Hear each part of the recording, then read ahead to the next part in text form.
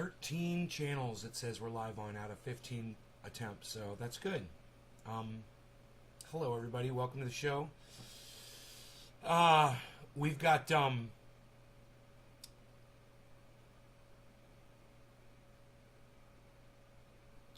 a big interview today, man. With Hill D. Hey Nick, what's up, buddy? She's going to be here in less than an hour for an interview. We're going to have fun with that. And I figured I'd go live early before the interview and just kind of take the edge off of my, my feelings here. Drink some coffee, have some bong rips, and get in the mode here. I got questions, and if you guys have questions for Hill, I'd love for you to put them in the chat right now. Maybe I'll write them down, and ask her if they're good questions. Hey Karen, hey Heavy P, Dean, Megsy. Good morning. Hey Steve. Thank you, Elizabeth. Hey, cool, Steve. Hell yeah. Kristen, Debbie, hello. Debbie's a little late today, everybody. We're all concerned about Debbie today. I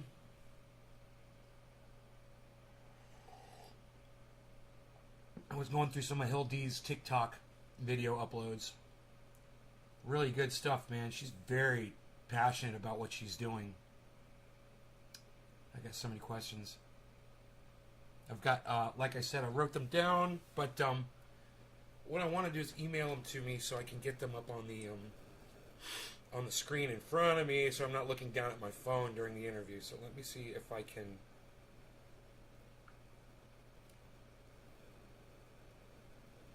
Okay, let's copy all of this. Copy. All right, let's go to email. Email. Why you freeze? Huh? What do you mean, why you freeze? How's yours? Coffee's fucking awesome, bro. Coffee's amazing today. Alright, to me. Subject, Hill. Content, paste. Ship it off. We'll see if that email arrives, and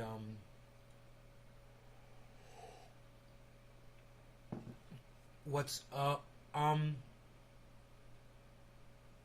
old man? Yeah, hey Jasmine. Yeah, you're blocked. Fuck off. Come in here, call me old man, you fucking prick. Ooh, all the mail's coming in.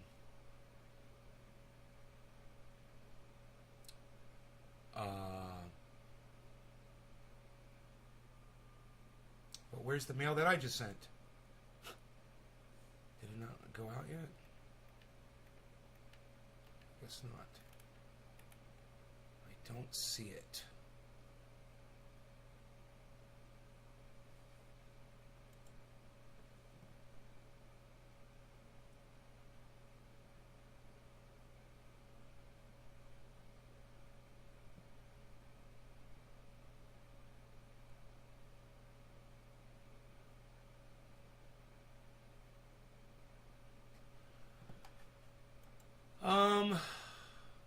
Why didn't the email come through, man?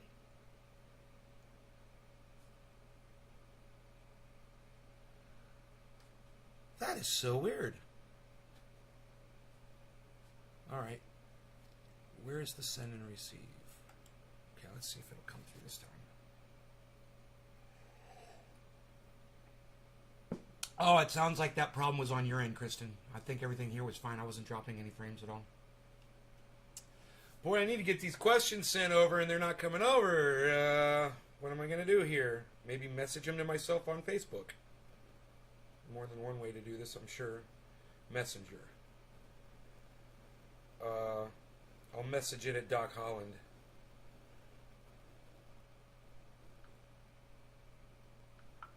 it should come up on my Facebook Messenger here. He won't mind. He's a friend. Okay, let's see here. Facebook. Facebook. Yeah, my friends are still in town. They'll be over here today. We're going to go see Oak Trees Grove. So make sure you tune in later for that upload too. Whether we go live or not, I don't know. But there will be some video from that, I'm sure. Messenger, here we go. Oh, I'm on the wrong Messenger channel, right? This is the wrong Facebook.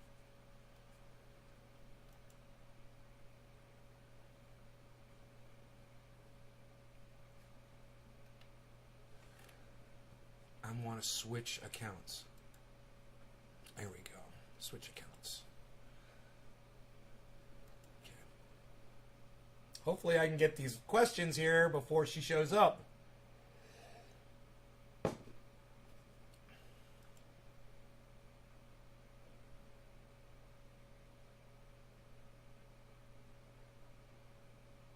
This is not my main... Oh, yeah, it is. Okay, cool. Okay, Messenger. Doc Hollandaise. Docky. Okay, great. Doc's going to get all the questions before even Hill sees them. That's funny. All right. Copy. Thank you. Okay, close out Facebook. Okay, go into my text here.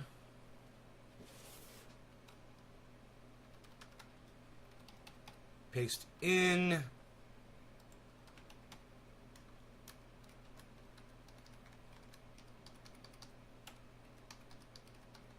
Okay, great. I got the questions right in front of me. Now.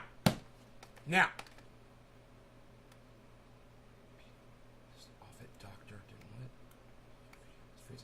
Are your friends still there? Good morning. You can message me. Oh, yeah, they seem cool like you. I want to call out Callie if I don't have a 215 card. I can't use triage oil for my pain. You're pissed about your doctor. They're saying no to H.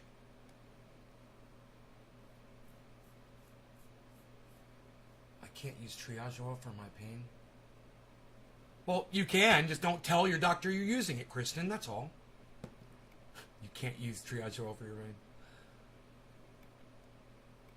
My coffee tastes like I'm going back to my Columbia coffee. Okay, good for you, Karen. All right, great. All right, so we're all caught up on the chat. I got all my questions here. Let's see, what else?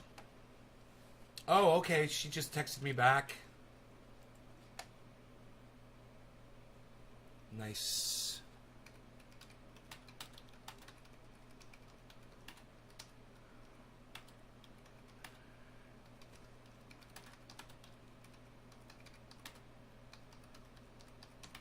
I'm getting the audience briefed, I told her.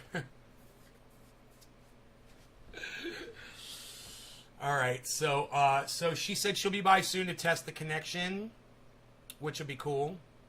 And if she wants to start the interview early, you know, if I get a bong hit in me, or should I do a dab? Bong hit or dab?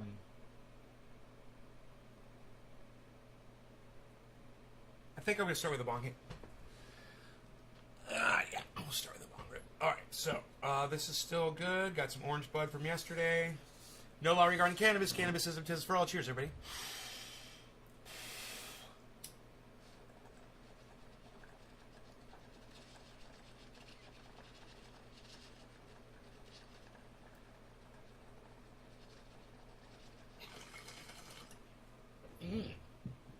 That orange bud never disappoints, man.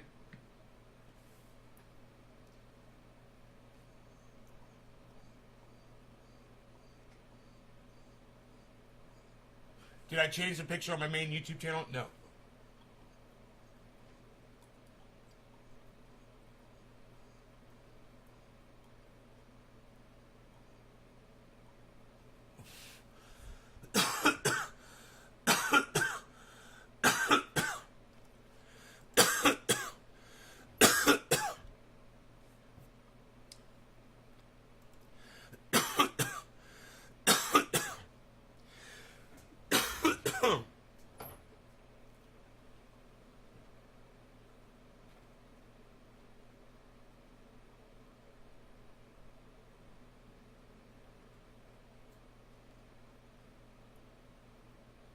was good.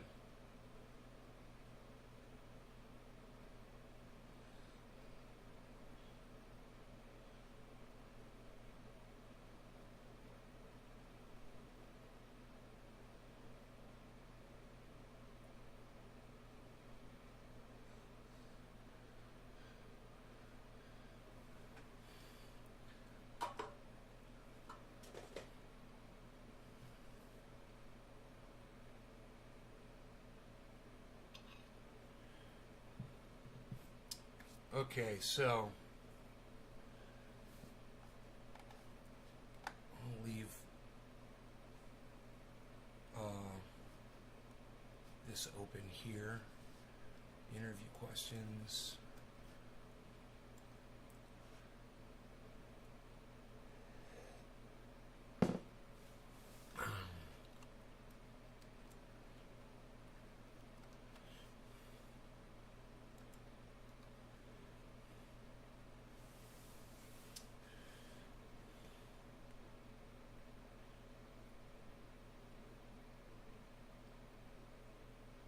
Why did all the viewers leave?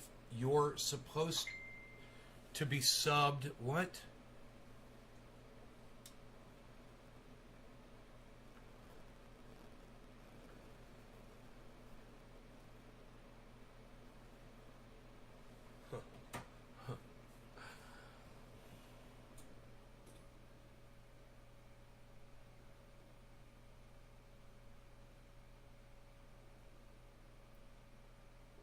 Seems like only main channel gets traffic.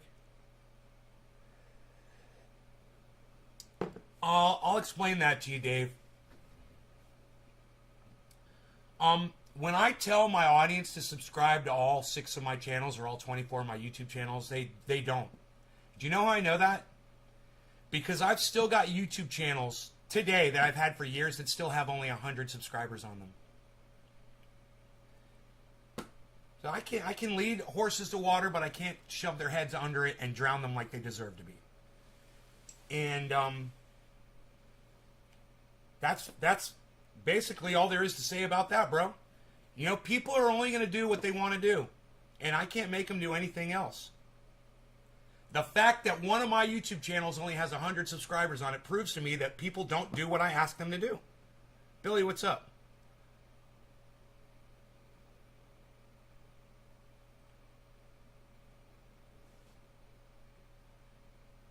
Holy water. Yeah, man, use bubble wrap.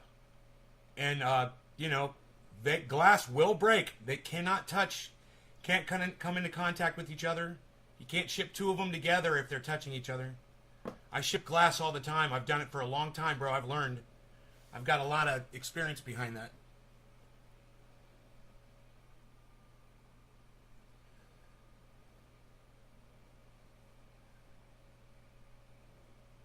I mean, if that's what you're wondering. I mean, if it's holy water, shouldn't it be protected by God anyway on its journey? Isn't it already, like, insured by the man himself?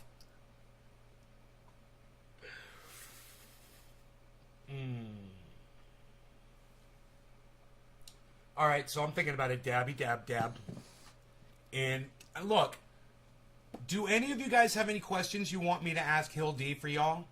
You have any questions? I've asked you guys to give me questions, and you know none of you guys came up with a single question for her. So let me know. It's not a long interview. I've just got a few questions. Because I don't know how involved she is in current events, politics, social issues, or anything like that. You know, so it might be more of a personal thing, more of a personal interview, but does she consume cannabis? I wasn't going to ask her that at all, but I can ask her. I saw her name, one of her names was Hill Dabs, and I was like, does she dab?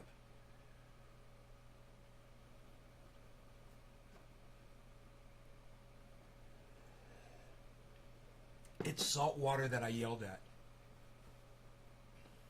Does she consume cannabis? What kind of content does she produce? Josh, she's on TikTok, Hill_DEEEE. Mostly cute, funny, short, hilarious fucking clips that are funny, you know, with her family or herself, you know, just singing along to stuff. She's got a great TikTok. It's hilarious. But recently, you know, she had things go on in her life, and it kind of changed her direction of what she does with her social media now. And she's using her social media now as a platform instead of just a thing to blow off some steam or have some cutesy little videos of her kids on. You know? It's I think she's finding her voice through social media. You know?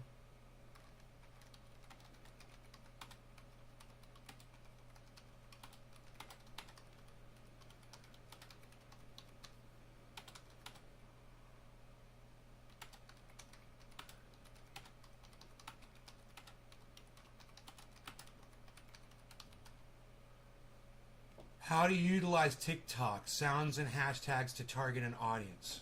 Okay, any TikTok tips? Can you offer my audience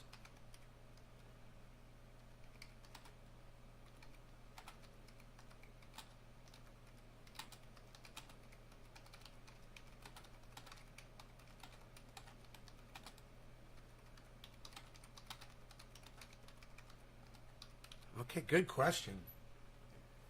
How did she get started in social media? You guys are good. Wow, Dean. Josh. I'm putting your names after the questions. Social media. Okay. Nick, the cannabis question. Okay, great. Any more questions, guys? Is she still having as much fun as when she started, or more fun? Well, Dean, that's obvious. Now, you don't have to ask her that question. I'll tell you. No, it's not fun. It's not fucking fun. What she's doing now, bro, she was having fun with TikTok, and now she's getting serious with it.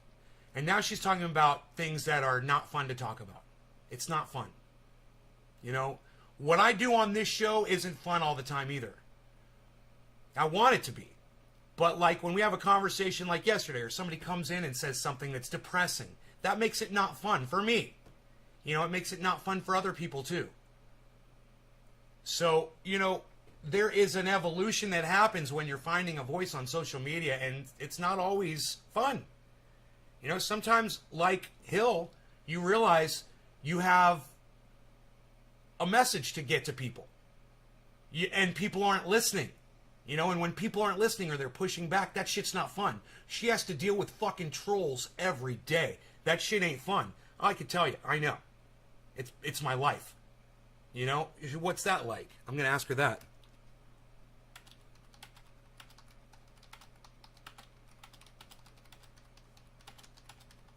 She responds to them in video.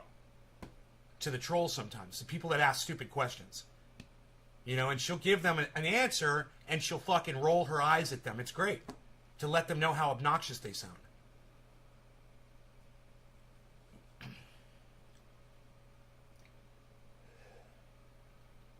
Billy, do you make money with TikTok, and how do you monetize? Okay, bro. That's a good one, Billy. Thank you, Billy. Great question. Can I get some of your pole bean seeds? No. What's good? John Wayne. Hey, John.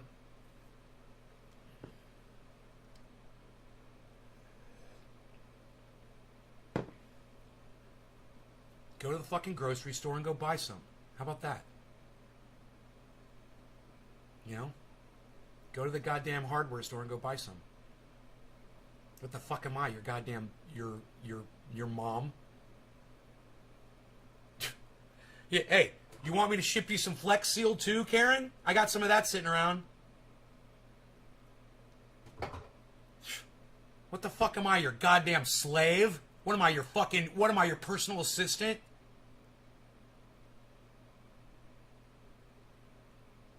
You're on TikTok, John Wayne? Are you?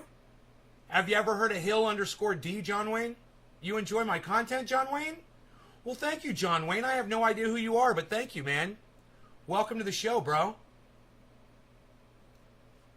I was just about to get into it with one of my audience members, but luckily you've given her a reprieve.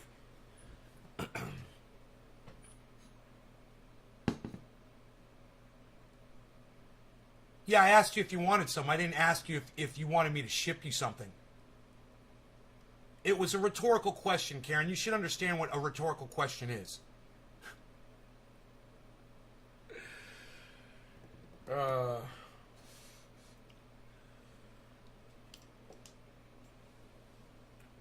Give me. More. You're like a duck, Karen. You know, and I got the loaf of bread. You're gonna check Billy out? Billy?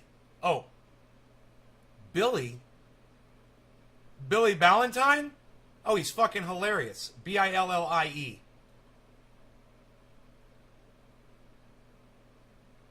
I'm not sure how it's accomplished. Me neither. You know what? I've been on TikTok for a week. Hill D was the first person that I saw, I think, on TikTok. When I turned on my TikTok, she was right there. And I was like, who is this? Yeah, why don't you do that? Karen? That's great advice. That is some great advice right there.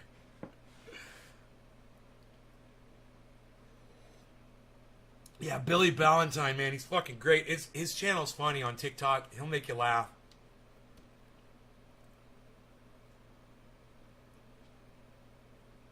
And they didn't grow. Only my store seed sprouted. Huh. And get lost.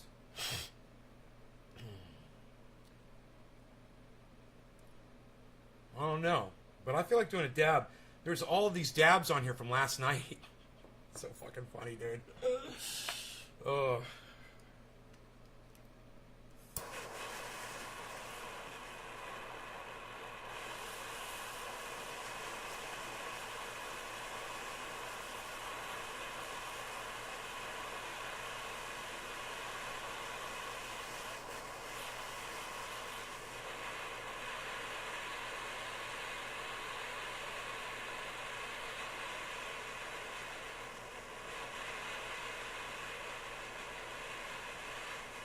John Wayne, your brother watches me from prison?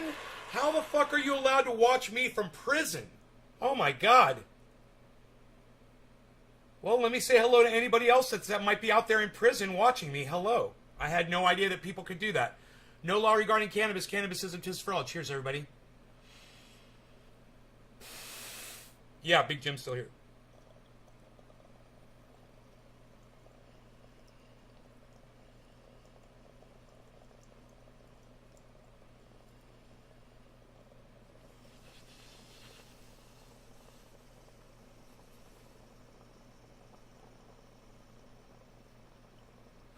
You're not going to stay for the interview, Kristen? What the fuck?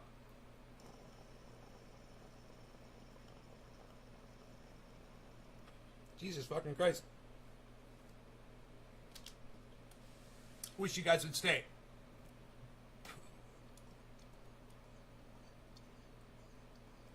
Stay and bring more people.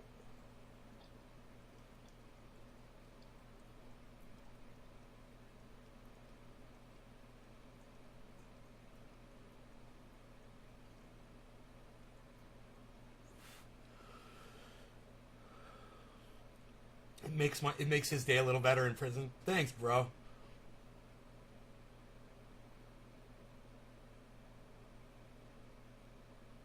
Oh, your acquaintance? Oh, Tiger King? Is he messaging you from prison? Is it the Tiger King? He likes tigers.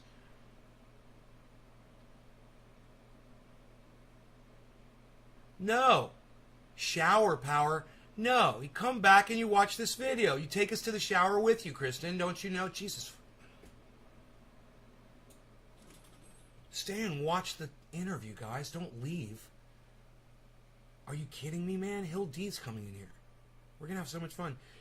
I got a bunch of questions. I got a whole page of questions.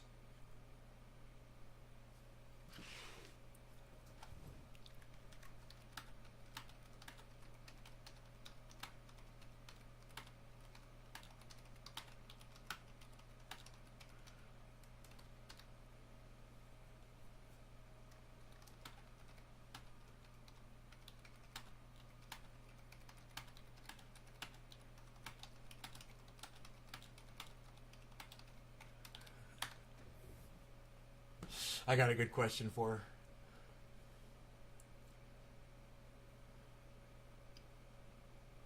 Can't wait for the interview. Thank you, Nick. Yeah, so I'll play you guys a little musical interlude. You guys want a little musical interlude?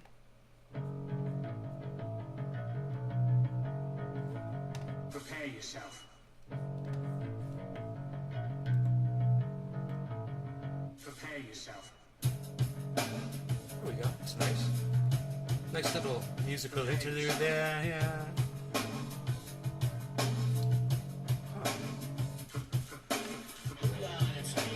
Not cool, man. Not cool.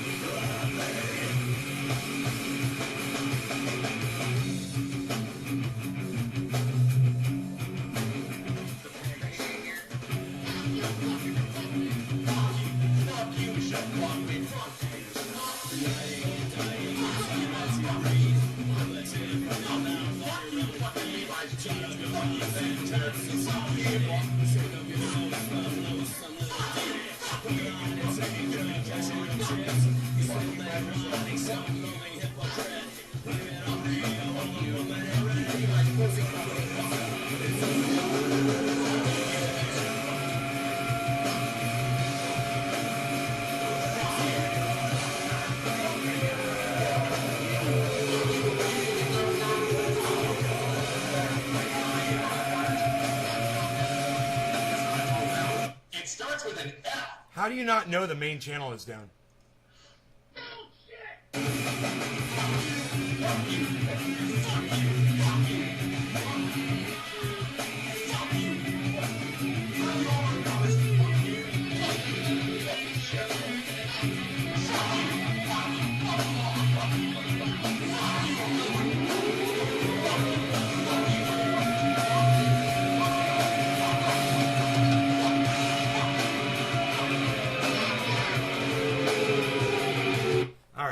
So that's great.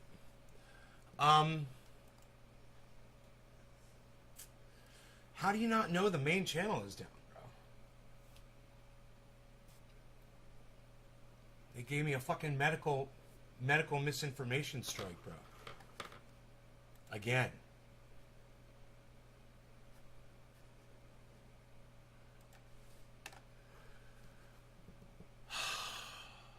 You know?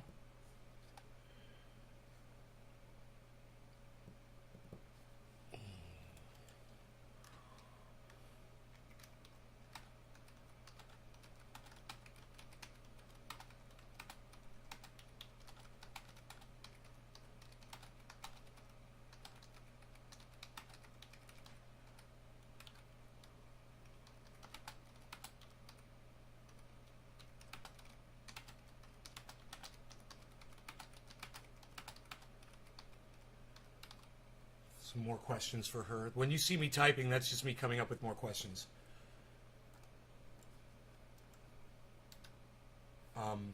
Yeah, and if you guys, hey, Docky Hollandaisies, what's up? Sam, what's up? Enoch, hello. I'm back to landscaping with my brother and missed a couple shows. Oh, bro, you want to know what I said? I had a whole conversation 3 days ago about parents and kids and vaccines and Pfizer, and they said I was putting out medical misinformation, you know, because I'm asking questions of my audience and they're responding. And dude, the whole time I'm telling people to get vaccinated and get their children vaccinated, and I'm giving out great advice the whole show, bro. I watched the show. And I'm like, and they gave me a strike, and I'm just like, this has gone so far. This has gone way too far, man. I mean, it's okay that I get striked for cursing. It's okay that I get strikes for bullying. That's fine. I'm okay with that. I'm not okay with us trying to have a conversation about things that literally determine whether or not we live or die. And YouTube is restricting that narrative. And that is...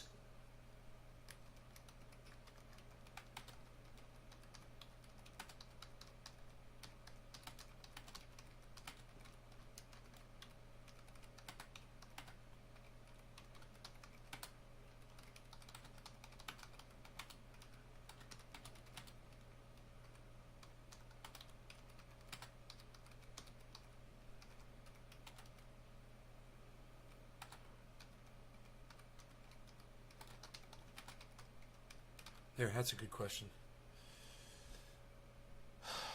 I'm here for support and can't wait for the interview. Doc, I want you to know something. There's a lot of my regular audience members who won't come here to support me for this freaking interview. And it means a lot that you just said that to me. You actually said the words, bro. Thank you. You're here for support. Thank you. That's all I ask, man, is come populate the servers, man. You know, come populate the chat. But, you know.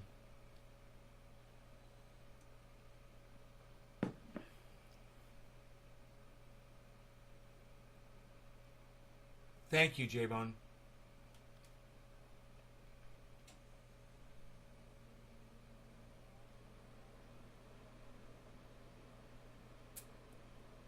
I have a feeling she's going to pop in any second.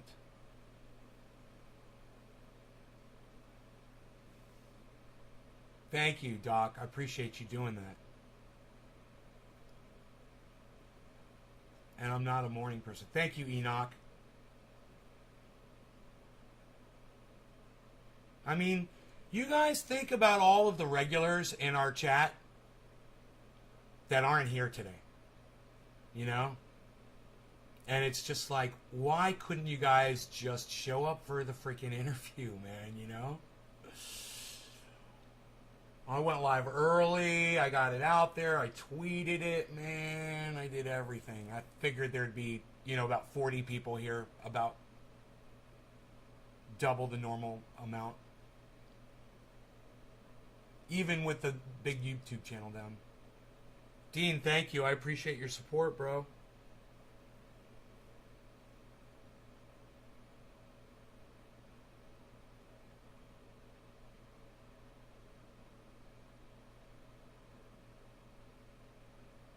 Wow, do you realize if Hill D went live on TikTok, she'd probably have like 10,000 people watching her live at the same time?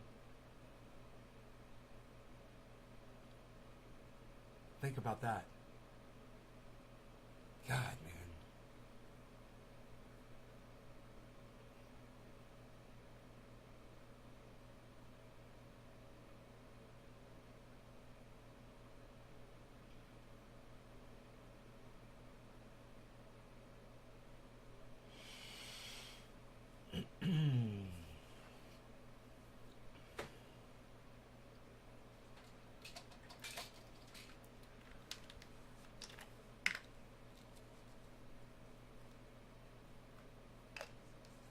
Wild grapes? Yeah?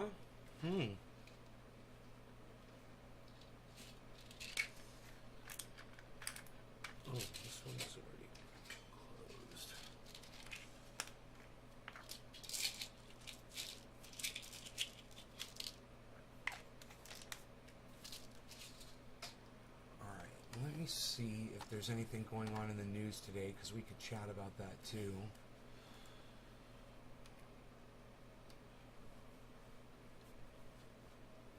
Just came across, okay, surveying deep in the woods of Colonial Williamsburg. Right on, Josh. Oh, Trump's coup. It was real and it hasn't passed. That's what they're talking about.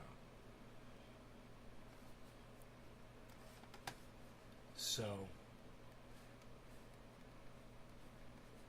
oh, why do you do that, man? Why did you just hide all of my windows on my screen? Why did you just frickin' do that? Dude, I hate Windows 10 so much. Dude, all of my windows just closed. Because I was moving a screen. Because I had a screen, right? I had a window and I was moving it from one screen to another. And in doing that, it closed all my windows. It closed all my windows. It minimizes all my windows. You know, because there's some engineer, there's some re-engineer at Windows 10 who thinks it's a good idea to make all your windows close for no freaking reason whatsoever. Write it down. Hashtag re-engineered.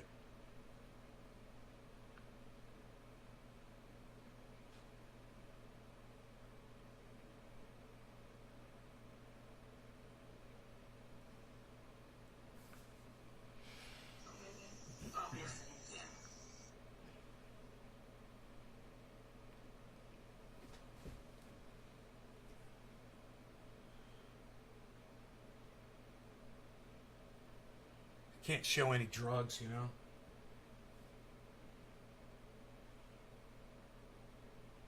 So on multiple windows on Windows 10, when I drag a window across, it shuts all my other windows down and minimizes them, you know, because some re-engineer over there at Windows 10 thinks that that would be a good idea.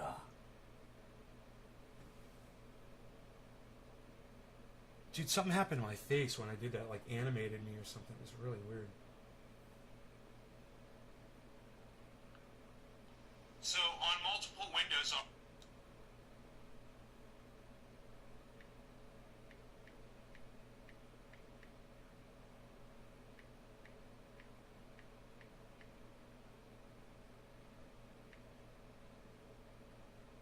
is it re-engineered? I forgot the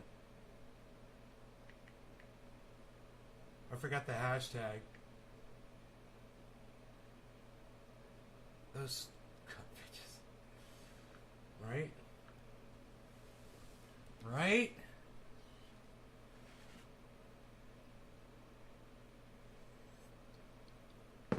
I will literally upload a TikTok right now as we wait for a TikTok icon for an interview. I'm uploading a TikTok. I love it.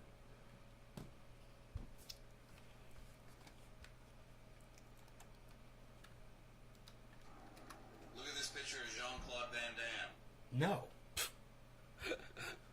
Fuck you, TikTok.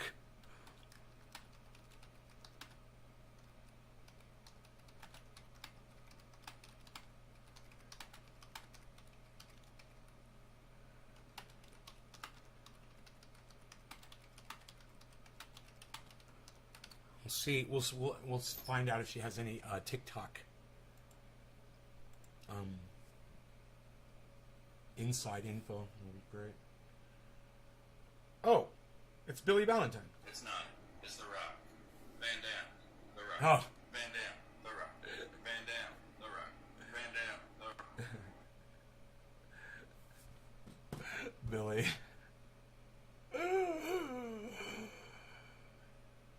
Oh. So, Orange Bud? Bong Rip? Anyone?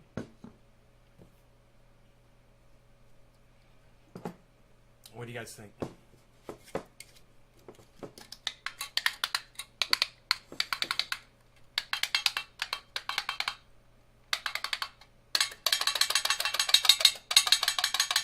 Orange Bud alert. Orange Bud alert.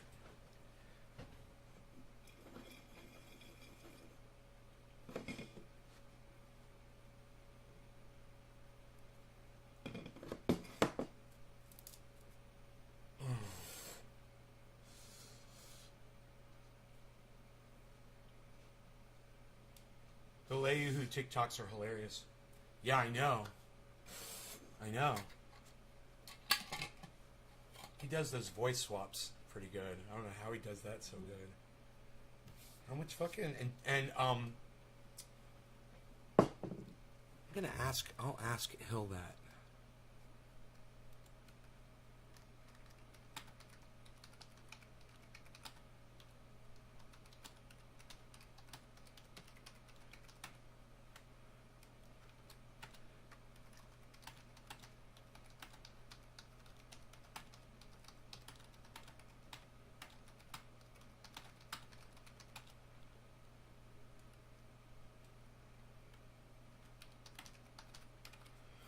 All right, so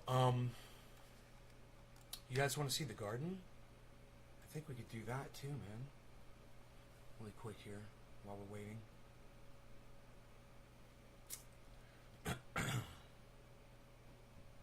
Hey, Doc, thanks for telling people, man, about this show. I appreciate you so much for doing that. There's a fly buzzing around in here, man. There would be, right? Why today? Why is there a fly? It's like that scene from Breaking Bad.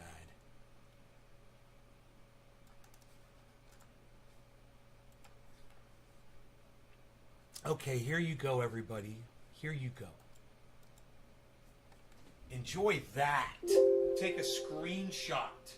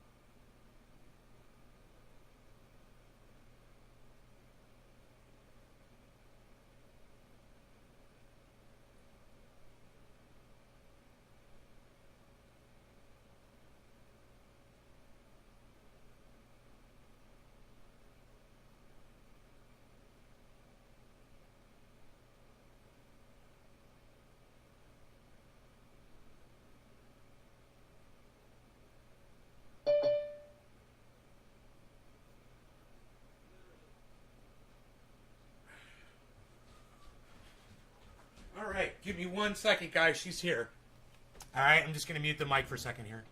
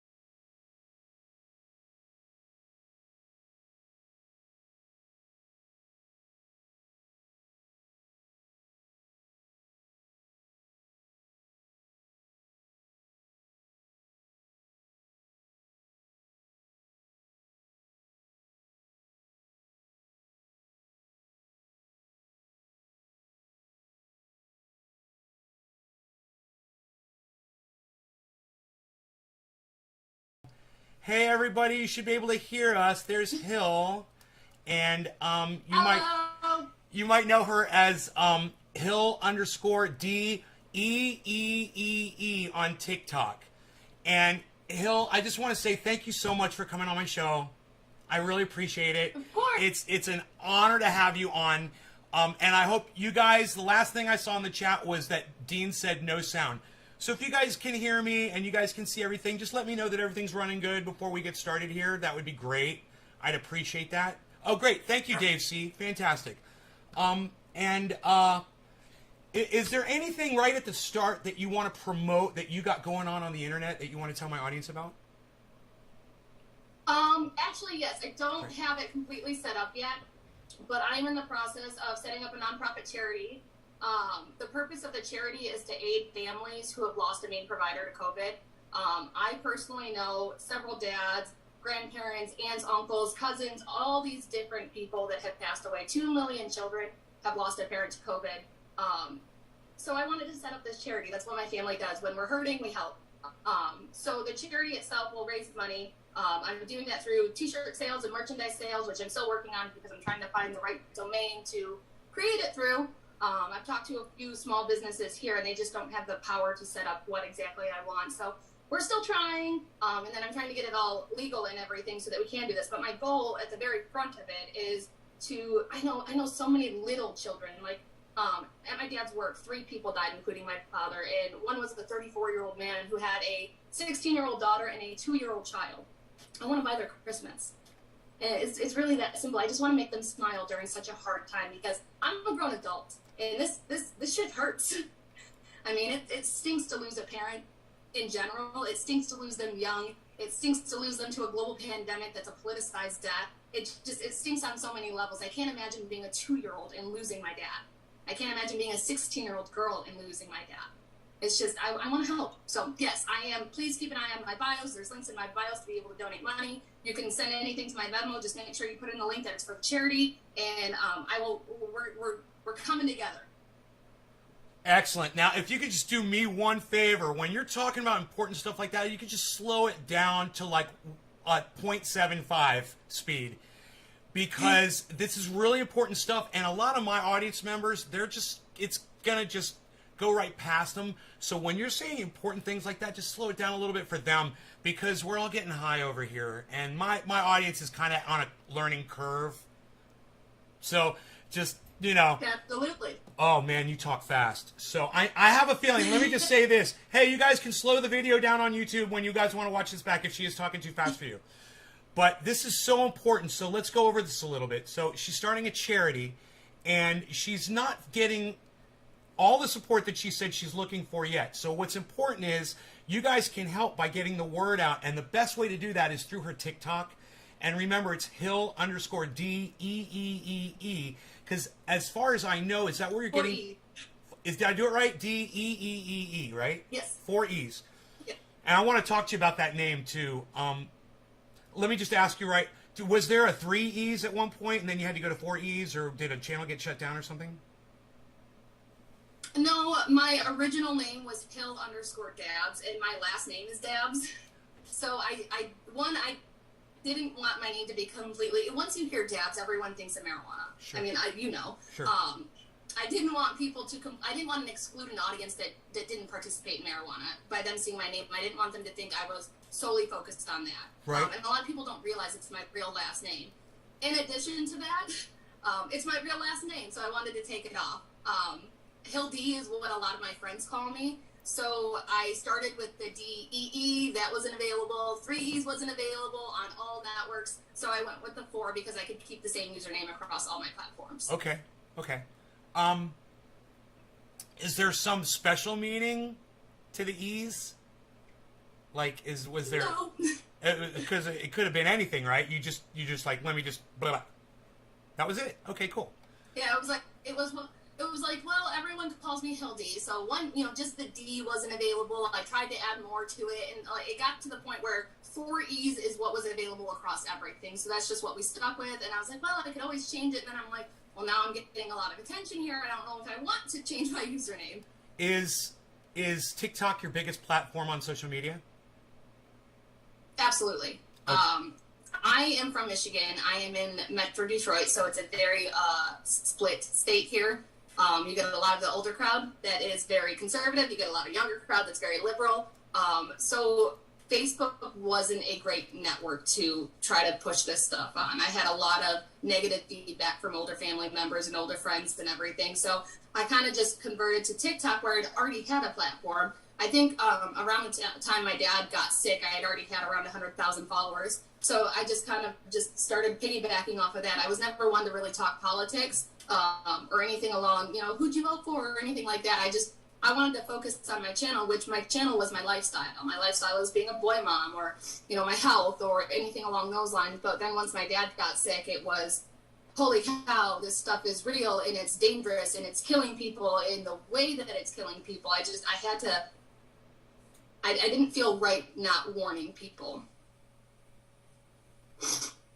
I mean, I've been watching through some of your videos, and I see how serious you take it. And your channel took a turn, through COVID. When you started, what was it when you started? You did a cute thing. It was cute. You did like, I watched your very first video, and it was like the beard shifted from your face to your boyfriend's face or something, right? Uh-huh. Your husband. And that was great, and I saw the video you put up of the bug on the coffee maker. Mm-hmm. So you get these cute ideas, and that strikes me as that seemed to me like that was where you were going. You were going to do. Mm-hmm. What inspired you to do cute, funny little videos like that? Were there people on TikTok that you were already watching, and you're like, oh, I'm going to do it like that, or? Kind of. It was more of I've always been a very social person. I did the commercial. When I first started with this, I was the customer experience manager at a dealership, and I ran all of their social media platforms. I was in their commercials. I was the spokesperson for a lot of things. I was the face of a lot of things. Wow. I'm not a shy. No, nice. That works. So it kind of fit with me, and I'm a very positive person in general. I'm the person that always sees the glass as half full. I look for the silver lining and everything.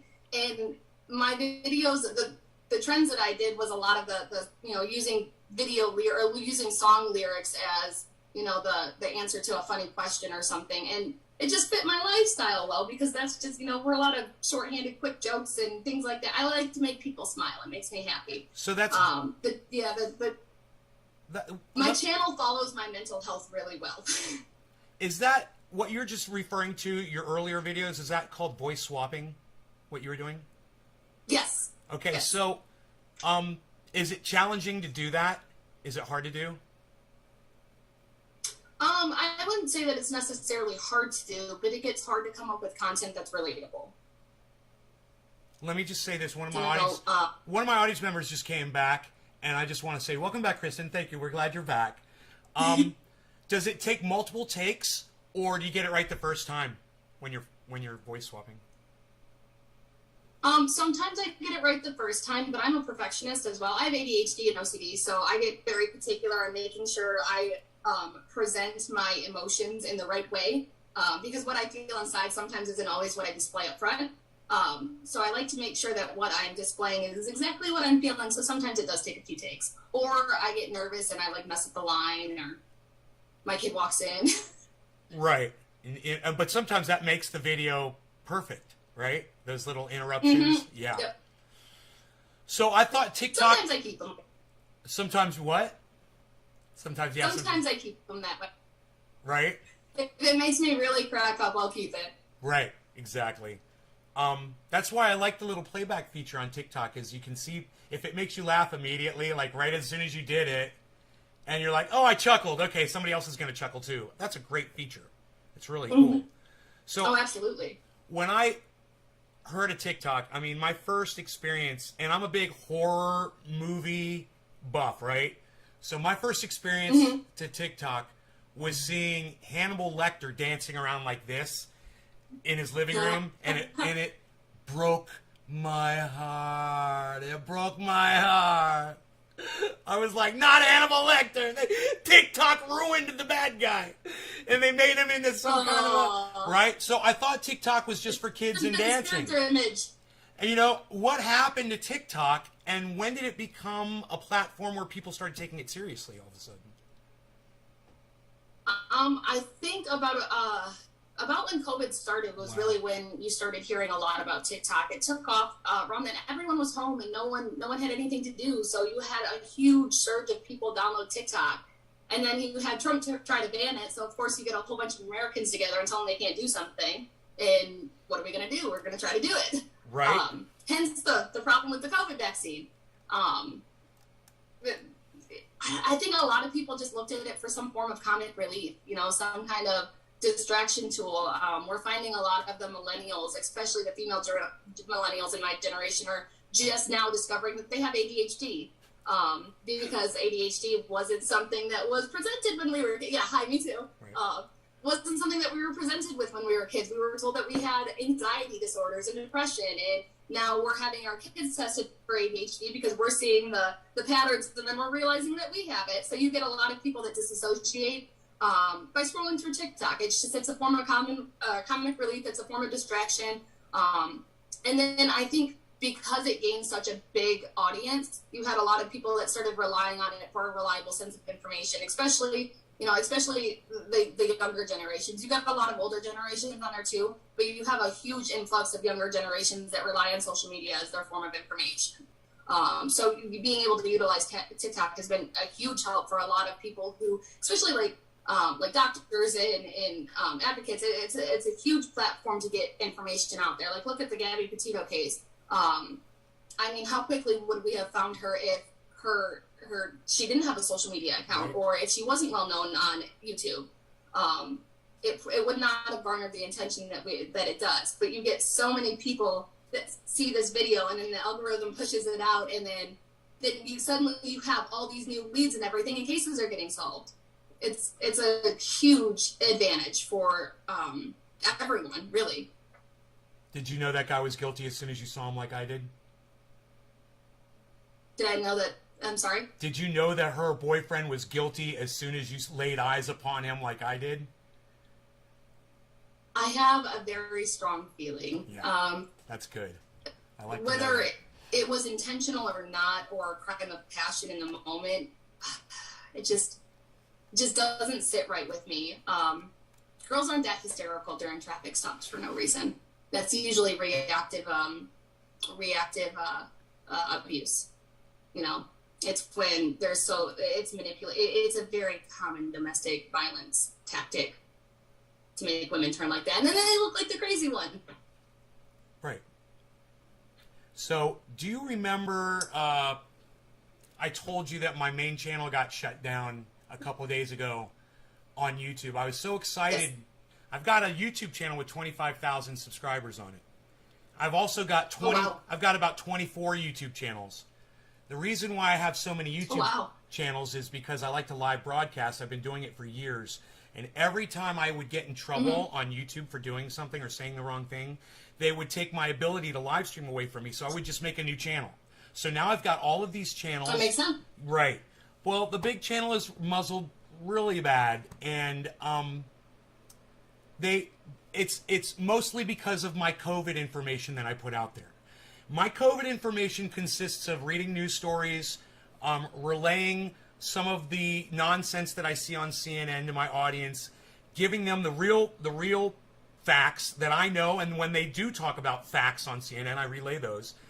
And we talk about whatever the pressing topic is. Like, for instance, they're talking about children getting vaccinated 5 to 11 now, so we were talking about that. And I wanted some opinion from my audience. I asked them some questions. YouTube came back, shut me down for 7 days again, gave me a strike, my second strike on my big channel. So they'll take the whole channel away. All my content, everything, if I get 3 strikes. It's horrible. They bully you. So YouTube bullies me, right? For talking about COVID. So what I'm curious about is, how do you feel about censorship on subjects like COVID? Because I understand that there's a counter narrative, but isn't it better when people like you and I have the freedom to just dispel the myths instead of them trying to control because they're doing it wrong? Absolutely. Actually, before I joined this broadcast, the last video that I did was talking about how. Oh, something. Okay, sorry. The last video I did was talking about how a guy had said that he had gotten the vaccine and then he got COVID from the vaccine. So I did a response about how the COVID virus is not anywhere near the vaccine. You know, it's not. This is the different types of vaccines that they have available. Yes, the Johnson & Johnson one does does have an inactive form of a virus in it, but it's not the COVID virus. No. And I clarified that. It just got taken down for violating community guidelines. And then I have another one in here. So I appealed it, but I have another one in here too that's also violating community guidelines because I said that the CDC was a reliable source.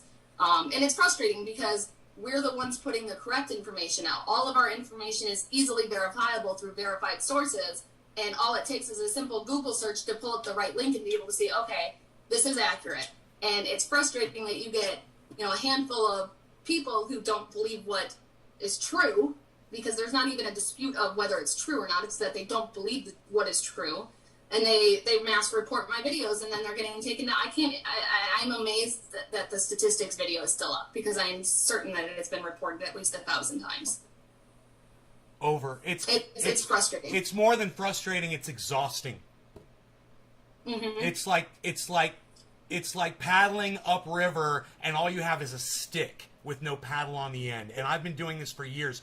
I see this in you. This is the thing.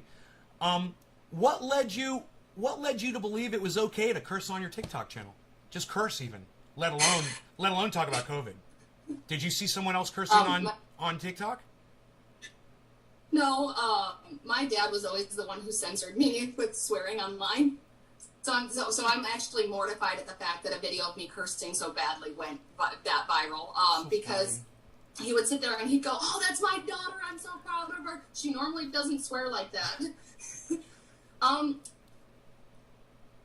I think words are words, and swear words convey your true emotions when they dictate it, and they convey a more powerful emotion. And in that moment of making that video, I was angry. I was very frustrated with the commenter in the corner who had been arguing with me repeatedly about numbers and how, COVID, there weren't really that many deaths or whatever the case was. And I got so frustrated that I jumped on there, and this was one of those first take videos, and did my math, and I'm like, no, you're wrong. Just stop. Your viewpoint is killing people, and this shit hurts.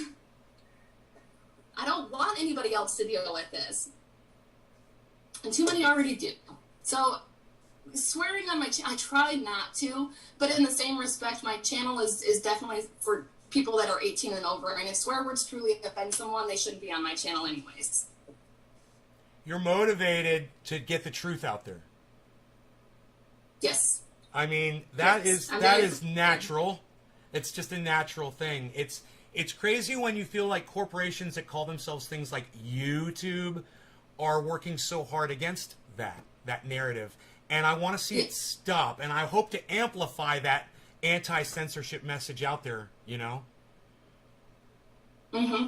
See, I think a lot of social media platforms like to stay impartial, because if they pick a side, they're limiting their demographic, they're limiting their market. And they don't want to limit their market because they want to make the most money they possibly can. So if they take one stance, they're silencing the other half, and they don't want to do that because that's how they get a lot of the revenue. And a lot of these anti-vaxxers and anti-maskers, they post these videos of complete misinformation, but because it grabs the reader's attention or the listener's attention so well, it's bringing in a lot of viewers, and it's that alone is a benefit to platforms like TikTok and YouTube and Twitter. It's because they see the attention that's getting, and it's bringing them in more revenue. Right. So they're a business. They're going to do what they can to keep their business. It's the same thing I did at the dealership I worked at. My job was, like I said, I was a customer experience manager, and I ran their social media. It was really important to my company to be able to stay impartial to certain political topics, because they didn't want to limit their demographic on what their market is. Right. And it's frustrating because I think if more businesses took a stance on big topics like this, they would actually get a lot more support. They would get a lot more people on. They would gain more than they would lose. Right. And that's exactly what I've seen with my channel. I've gained more than I've lost. So I feel these corporations, they're so big, they're making so much money that the decisions now they're not as focused on making the money because the money's just coming in no matter what. Now they're focused on control and covering their own asses as far as lawsuits and the federal government coming in and stopping what they're doing. So I love this old saying, the road to hell is paved with good intentions. The censorship road that we're going down is what we've been warned about. 1984, George L. Orwell. There's a movie called Brazil, Terry Gilliam. It's fantastic. It's the same thing. There's a movie called Idiocracy. Have you ever heard of that one? Idiocracy? I have not. Okay, it's a comedy. It's a dark comedy. It's like really goofy, hilarious.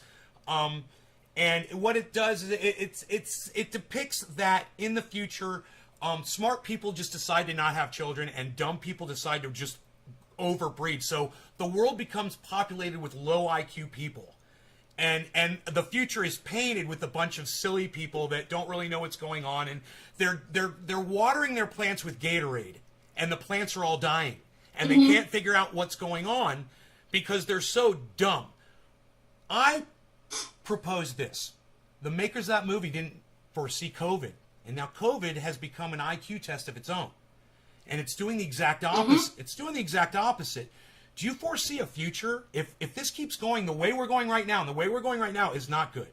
And if it keeps going that way, do you see a future where there's more intelligent people in making up the population and that people just refusing to get vaccinated just kind of die off? The thing is that you have a portion of people that refuse to get this vaccine. And then you see that same portion of people that are on here advocating against a vaccine. You see them in my comments going, no, it does this. Or I knew so-and-so who died from this and this and this. You know, or they got the shot and then they had a stroke 2 days later. And I'm sorry, they don't even refer to it as a vaccine or the shot. It's the jab. Jab, right, sure. It's so demeaning, and it's frustrating because those very same people, I have a TikTok that I'm going to do that shows the names of these people. But those very same people are the ones that are saying, oh, obesity is 80% of 80% of people in the COVID ICUs are obese. And then I look at their pictures and everything, and I'm like, technically you fall into that category. So why aren't you scared? And then you're seeing these very same people die. They're literally dying on the hill that they're trying to stand on. They're in ICUs begging people to get the vaccine as they're already on death's door. And yeah, I mean, in the end, it's perfect Darwinism. Yeah. And it's frustrating because as much as you want to save these people, right, they're not allowing themselves to be saved. And that's in part due to the internet, though. We were talking about how wonderful the internet is, and then you've got the dark side as well. You get like a balance. You get good and bad. And someone asked me that actually. They're like, how do you feel about social media and everything? Why is this pandemic having such an issue that previous pandemics haven't had? Like the Spanish flu in 1918. Well, they had a lot of the same issues. They just didn't have it on quite the global scale that we do because they didn't have the ability to communicate like that. Social media has given everyone a voice, and not everyone deserves a voice, unfortunately. Exactly. Not everyone deserves to be able to share their misinformation. Okay, I'm gonna say something a little different. They deserve not to be listened to, but I think everyone deserves a voice. Yes. I mean, I want the Alex Jones. Are you familiar with Alex Jones? No. He only snorts half a line of super male vitality in the morning because it is so ultra potent. You can't say that on TikTok. You can't do drug references on TikTok. It's tricky. It's really tricky. But anyway, that was my Alex Jones impersonation. That's the way he talks. He's a hardcore anti-vaxxer, anti-government, libertarian. He's been on Joe Rogan a few times. They're friends. And he spreads misinformation constantly. But he's kind of lovable. Number one. Number two, he might be doing it to make money. And if he might not even believe what he says, it's possible. I don't know. Number three, when we start talking about censorship in the way that I've been muzzled, now that I've got a message that really matters, I can't get it out to anybody. It's really sad. I've been completely shut down. Someone like Alex Jones, he goes live, he gets 1 million people watching him to tell people the wrong thing. It is put me in a place today where now I look at it and I say, you know, everybody deserves a voice. It's just that give us the choice of whether or not to listen to these people or not, and stop weighting one voice against another, and give everyone an equal platform, because then someone like you or someone like me will have millions of people listening to us if you don't algorithm people away from hearing us, that control. But let's get away from this for a second. I want to ask you something off the all together in life, in what you do. Who inspires you? Who do you love to listen to and learn from? My kids. Yeah, and my kids are my inspiration. Their ages? They're 9 and 10-year-old boys. And they are just the way that they look at it. They have very different personalities, very different interests, hobbies, thoughts, feelings, actions. They're very, very different and unique people. And it is so interesting to listen to them talk about things. It's so interesting to hear what they have going on in their life, and they're smart. They are so darn smart. And I know that every parent says that, but there is so much that we could learn from kids. Not talking fact-wise, but emotional-wise. There's so much that we can learn from them. And so I love observing them and watching them and just enjoying them grow. And then I grow from them because they have such an expansive depth. All right, well, Doc Holland is going to like this. Doc, this is a chess move right here. You ready, buddy? Who would you want your boys to look to for inspiration? I want them to look to when it comes to, well, I want them to look to me. Mother knows best. Mother knows. What about outside the family? I mean, did you have any external recommendations as far sources for them? You know, when you hear someone speak, does it strike you as you know, I love the way this person talks, or I like the idea that this person put out, or I like the technology that this person is standing behind, or anything like that? Even a corporation. I have always, I don't follow news outlets. I mean, I don't want to say that I guess it really depends on what the topic is. When it comes to like medical stuff, or you know, whether or not they should take things like a vaccine or not, I want them to rely on their doctors. And if they're still questioning what their doctors say, I want them to be able to go get second opinions. I feel like you should be able to have trust in our medical field. And if you don't trust our medical field, there's an issue there. Right. I feel like if it comes to like laws and things along those lines, they should be able to rely on our government. I mean, I'm not saying blindly follow our government, but at some point you have to have some form of trust in our government. Well, wait, can I stop you right there? Who's your favorite politician today?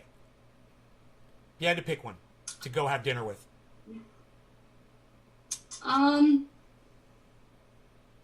It's so great that it's taking you a while, because I hate all politicians. I hate them all. So the fact that this is taking you a little bit of time, it makes me so happy to see that there's a pause here. This is great. Politicians are phonies. If I could have dinner with anyone, I would probably sit down with Bill Clinton, Donald Trump, Joe Biden, and Obama. At the same time? I would sit down and go, fuck yes. I'm sorry, I swore. But absolutely. Hey, everybody, she swore. She swore on my show, man.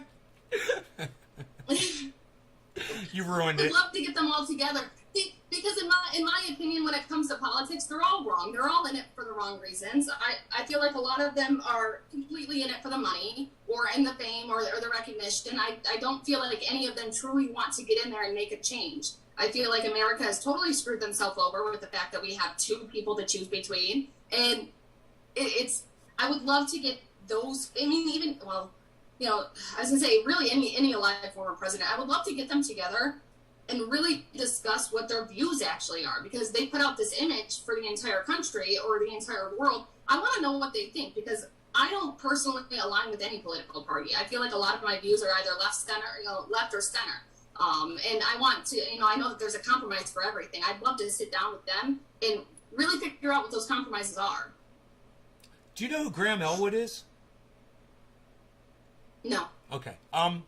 He's a political commentator and a podcaster on YouTube. he did a movie. He produced a movie. It's called Earbuds.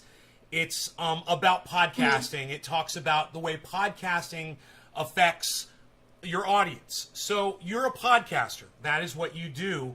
You've been doing it for a while. Do you consider yourself a podcaster? You realize that you are a podcaster, that that's what you do?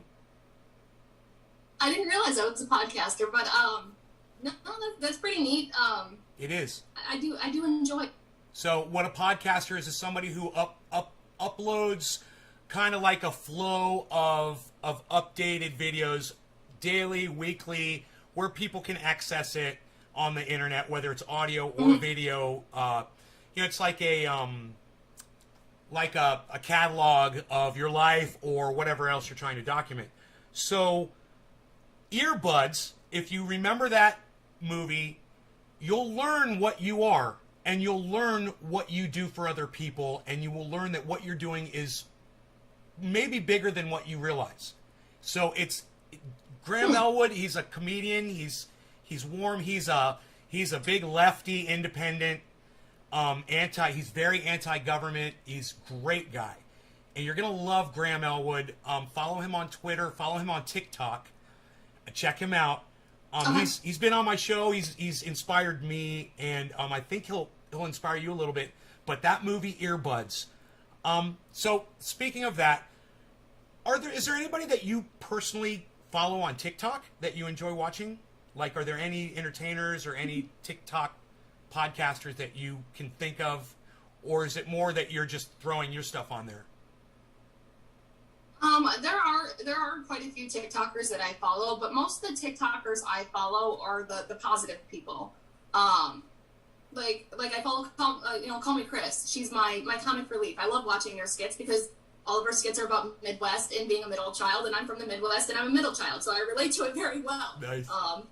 And if I'm going to sit there, like I said, with my ADHD, if I'm going to sit there and scroll, I'm disassociating. I'm looking for the comic relief. I'm looking for the distraction from the serious.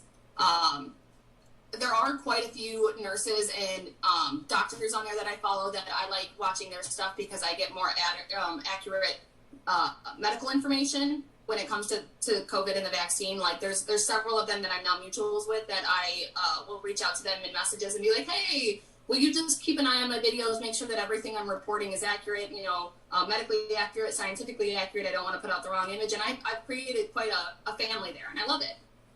That's neat. So, because that was one of the things that from the audience that people were curious about.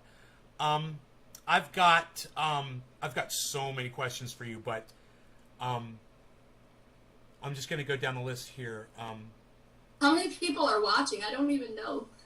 Well, on my show right now, I've only got 23 viewers live in the chat. But because you're doing this, a lot of people are going to see this video in the future. And once this video goes up on my main channel, I've got 25,000 subscribers there. So I'll get a few, maybe 1,000 or two. But if you promote this on TikTok, there's just going to go crazy. It'll blow up. So it depends on how many people you want to see it. So it's totally in your court. The ball's in your court. So I've been on TikTok for a week. I just started. What's your favorite social media platform? Is it TikTok? It is TikTok. Okay, and it is TikTok. You're on TikTok. You're on Twitter. Are you anywhere else? I'm on TikTok, Twitter, Instagram, YouTube, and Clapper. And is it the Hill _DEEEE on every channel? Every channel except I think Clapper. I'm not positive if I've changed that one. No, that one I did not change yet. That one's still the Hill _Cabs. So you want to teach me something now? You want to be my educator? Yes. What is this Clapper of which you speak? I've never heard of it. When TikTok was threatened to be banned, Clapper kind of came around, and a lot of the big TikTokers started promoting a Clapper account. Clapper is very, very similar to TikTok, only they're less restrictive on your content. They're less restricted. Like, there's cannabis users on there that are a lot more vocal about this use. There's a lot of different things that you can't promote on TikTok that you can on Clapper. We're like going. people who utilize OnlyFans. Oh, they can promote on there. That's nice. Yeah, you know, my OnlyFans hasn't started yet, so I don't have one of those either. Yeah. I got to lose about 10 more pounds at least. I'd have to lose the husband to do that. He's a smart man. I love your husband. Yeah. Girl. He's very smart. I got a question about him later. Okay. What do your personal friends think of your posts? Like the people you grew up with, and besides your father, you already said that, but what do other people say? I will say that I have lost a few friends, but I lost a few friends prior to that video going viral. I lost a lot of my friends with a lot of my advocating on Facebook. I think people were great when they were watching us go through my dad's illness and then his death.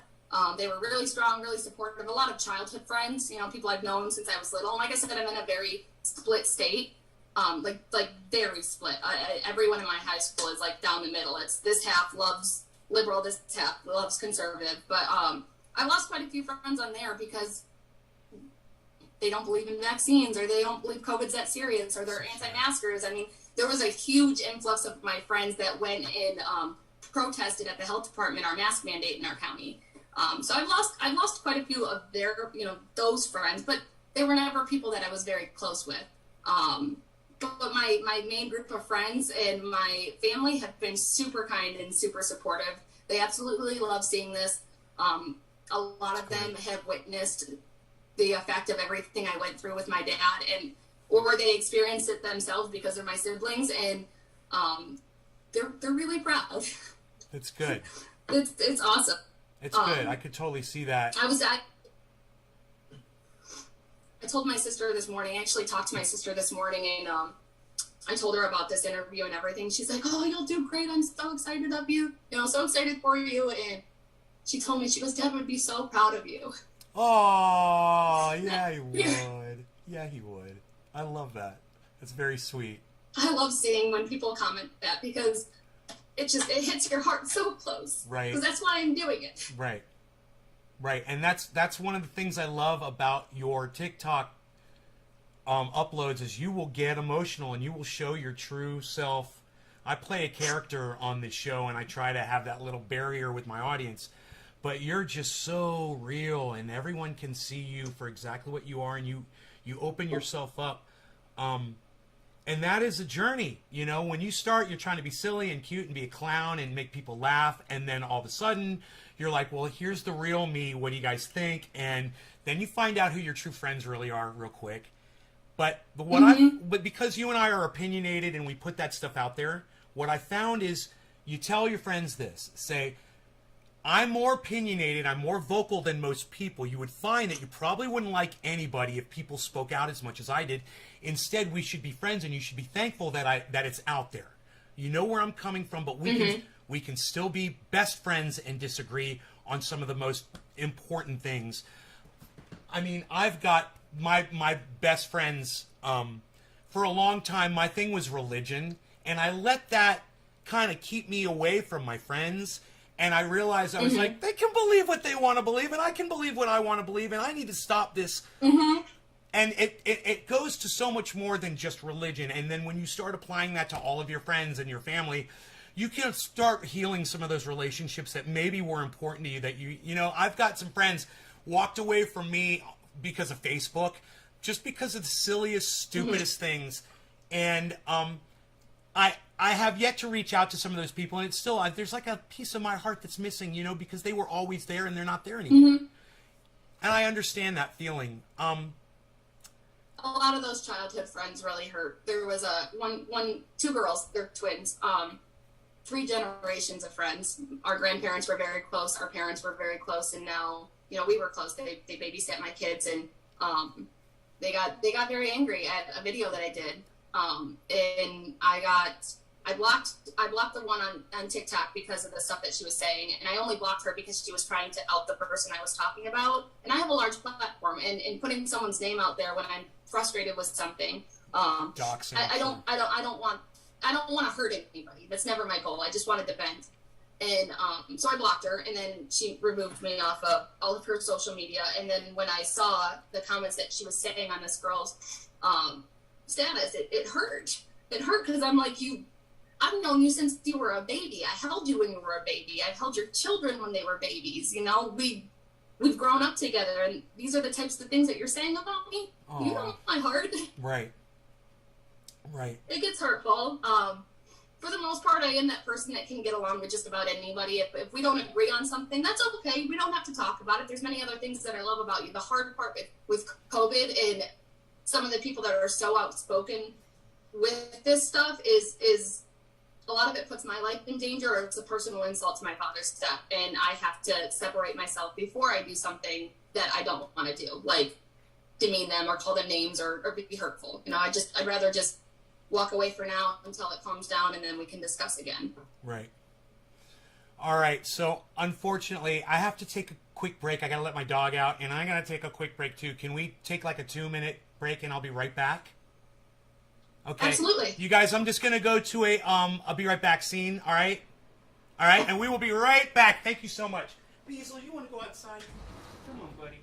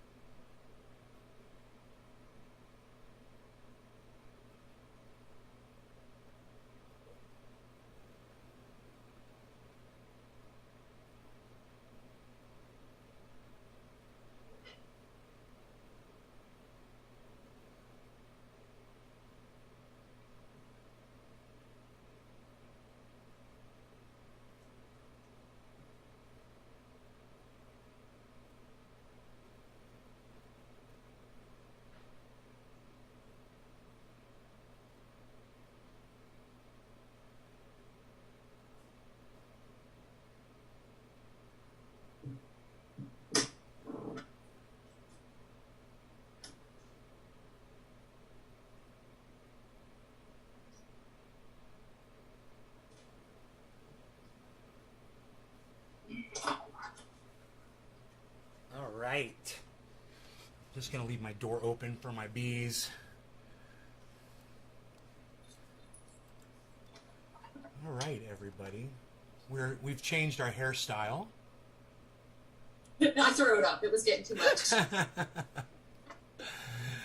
you see my hair up in all my videos. I'm usually running around cleaning, so it's always on my face.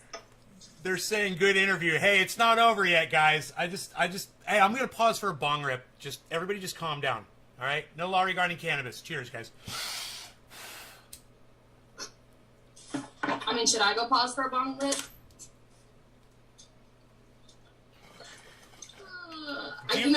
I, as avid as I am, I was so afraid that people would discredit me because I was a marijuana smoker. But I also have several autoimmune diseases. I have insomnia, I have anxiety. It's the one greatest thing that has helped me. I'm very particular with what strands I get. I'm very particular with when I use it. You guys, I had no idea she was going to say any of this because this is a cannabis-based channel. My audience is going crazy right now. So, can I ask you some personal questions about your cannabis use?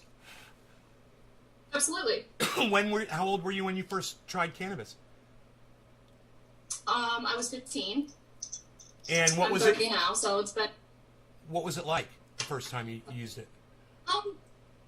When I was younger, you got back in my day, if you got dro, you were so important. You were so cool because you never got regs. And we smoked out of pop cans. Sure. And what did it feel like? It felt freeing. It was exciting. It was calming. It was enjoyable. It was better than drinking. I've never been a big drinker, so I've always enjoyed marijuana rather than drinking because I like the way it makes me feel better. I like the way it makes me feel better than alcohol. It was a fantastic just summary, the way you sum that up so quickly. Are you considering doing live broadcasting in the future at all? Like podcasting, like live shows with an audience and stuff? I actually have considered doing podcasts. I used to run a mom group on Facebook called Momblums, because moms have problems. And one thing that my best friend and I really discussed with, actually, I have my mic. I went and bought the equipment and everything for it. I just, at the time, I didn't have the time or the knowledge on how to start one. But we had discussed having a podcast and talking about everyday lives that parents, everyday things that parents go through. We both have disabled children. We both have a lot of health issues. She's a very highly educated speech and language pathologist. And I'm good with talking. Right.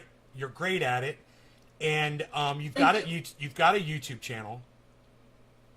So, what would you be platforming to TikTok, since you're already there and you already love TikTok? Would you just go live on TikTok? Would that be your choice?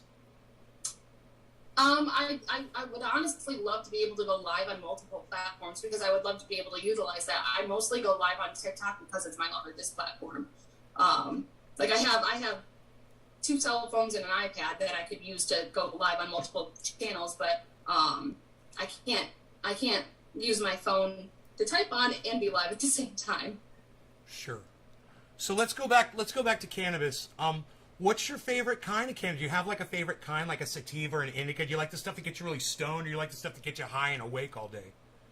You have a preference? Well, I use it for multiple reasons. One is some of the medication I take makes me incredibly nauseous.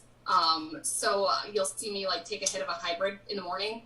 And it's not to get me stoned. It's literally just to make that nausea go away, because Sure. It's the one thing that works. It's a shelved lawsuit right now, but I have a lawsuit with an anti-nausea medication. So I try not to utilize that. Wow. I try to avoid taking medicines if I have to in general. I'd rather go the natural route. I just know that sometimes the natural route isn't what's best for your body. I had cancer a few years ago, and I had neighbors a couple houses down that were big smokers. I didn't actually get really into cannabis use until I had cancer. I had cancer in 2017. And I had non-Hodgkin's lymphoma in my throat. That's my lovely scar right here. My sister has the exact same thing. My sister. Non-Hodgkin's lymphoma. Really? Yes. She got quarantined, radiated, the whole thing. Been through it. Yep. And the side effects of the medication have been a struggle even years later. So I had a neighbor a couple houses down that was really, really helpful to me. Like, she would get my kids off the bus because she knows that after radiation I would sleep. And sometimes I would miss the bus coming. And she was really great to me, but she had a friend that did a lot of cannabis research with cancer treatments. So I spoke with him a lot, and that was really when I got into my cannabis use. Now, I chose not to go with his form of treatment because I went and spoke to my doctor about it and asked them about the effects of it and everything. And there just wasn't enough research on it for me to feel comfortable with putting my life on the line like that when I have small children. So I went with the treatment options that the doctor suggested, which, have their ups and downs. They have their pros and cons. I don't have cancer anymore, but, my hands shake constantly. So it's super fun. But he was when I really got into understanding a lot of the logistics of it. So, like, I almost always smoke a hybrid. A lot of my hybrids are indica dominant. Sativa is really hard on my heart. It usually gives me chest pain, so I go for a hybrid or Sure. a indica dominant hybrid. Mm-hmm. And the majority of my use is right before bed. I'll smoke it to be able to calm down, because a lot of times my brain just goes too fast and I can't slow down my thinking process, and I can't calm down enough to literally lay down and fall asleep. So I'd rather smoke a joint than take a pill. Right. So are you on Synthroid? Yes. Yeah. Yes. So is my sister. So, all right. We're gonna come back to cannabis if that's okay. I wanna ask you some personal questions. So when TikToking, 15 seconds, 60 second, or 3 minutes? What's your favorite? Probably the minute. I talk a lot. I talk fast. Mm-hmm. And 15 seconds doesn't usually get my point across. Right.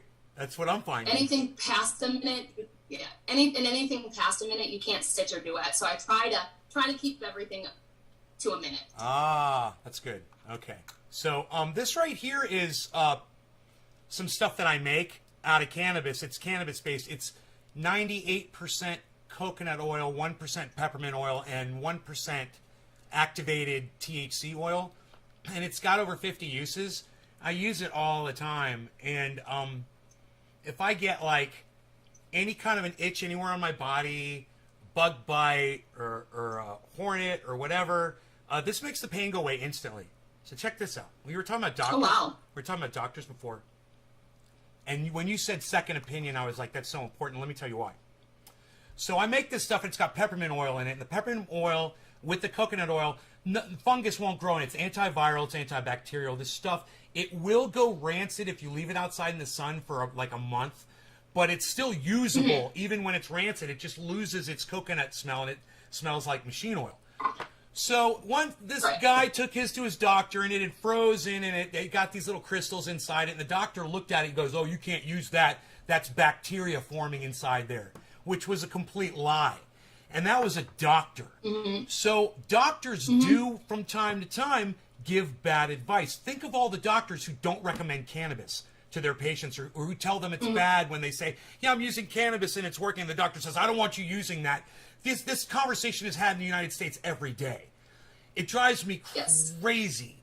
How do we convince people that cannabis is safe? What's the secret to getting the message out there?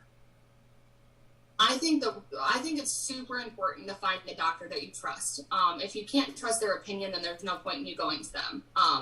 So whenever I look for a new doctor, that's something that I definitely research. I research the bedside manner. I research their reviews. I research if anybody else has it, would recommend them. I'm really particular on that. My son was born with a bilateral cleft lip and palate, and when I was going through finding his pediatric plastic surgeon, I interviewed almost every doctor in 3 states. There was no way I was going to allow someone to work on my son's face if I didn't trust them completely with his life. That was my son's face, and it was his life on the line. So I'm super for advocating finding a doctor that not only fits you, but a doctor that you can trust that has a reputable reputation. I know that we've had some very bad experiences with doctors before. I know my parents have had an experience with a corrupt doctor that almost ended my life.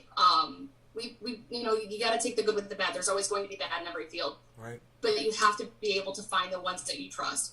I know that from personal experience, my son has ADHD as well. And when I went in and I talked to them, my husband and I were against medicating him for a really long time. We discovered his ADHD when he was around 3, but around 7 was when the school started telling us, hey, we need more resources for him. So I switched pediatricians to one that came highly recommended. And I went and I spoke with her, and I'm like, hey, my husband and I really aren't comfortable with putting him on medication so young. We're really nervous about this. Talk to me about CBD oil. Talk to me about cannabis use in ADHD. There's been a lot of research on it. And she's an older lady. So I was very surprised with her response. Her response was, I'm not against it. I think that there's a lot of benefits that could be had from it. There's just not enough research on it yet. And it's not regulated yet. So I can't suggest for you to go out and purchase a CBD oil that would benefit him when the what's the word I'm looking for? The recipe itself isn't regulated. So you can't guarantee uniformity, especially if you buy different brands. So she said that we could reevaluate when that does become more regulated. My state's only been legal for the last few years, so there's a lot of red tape still involved with cannabis use. So humans have been on the planet for about 4 million years. Cannabis has been documented use for the last 10,000 years. I would say that's plenty of research. And where's the bodies? That's what I would say to them. Where's the bodies? Show me the bodies piling up from the use of cannabis, and then you can tell me that it hasn't been researched thoroughly. And this is how I feel about COVID too. We've got 5.8 billion vaccines administered now. That's a real good research group.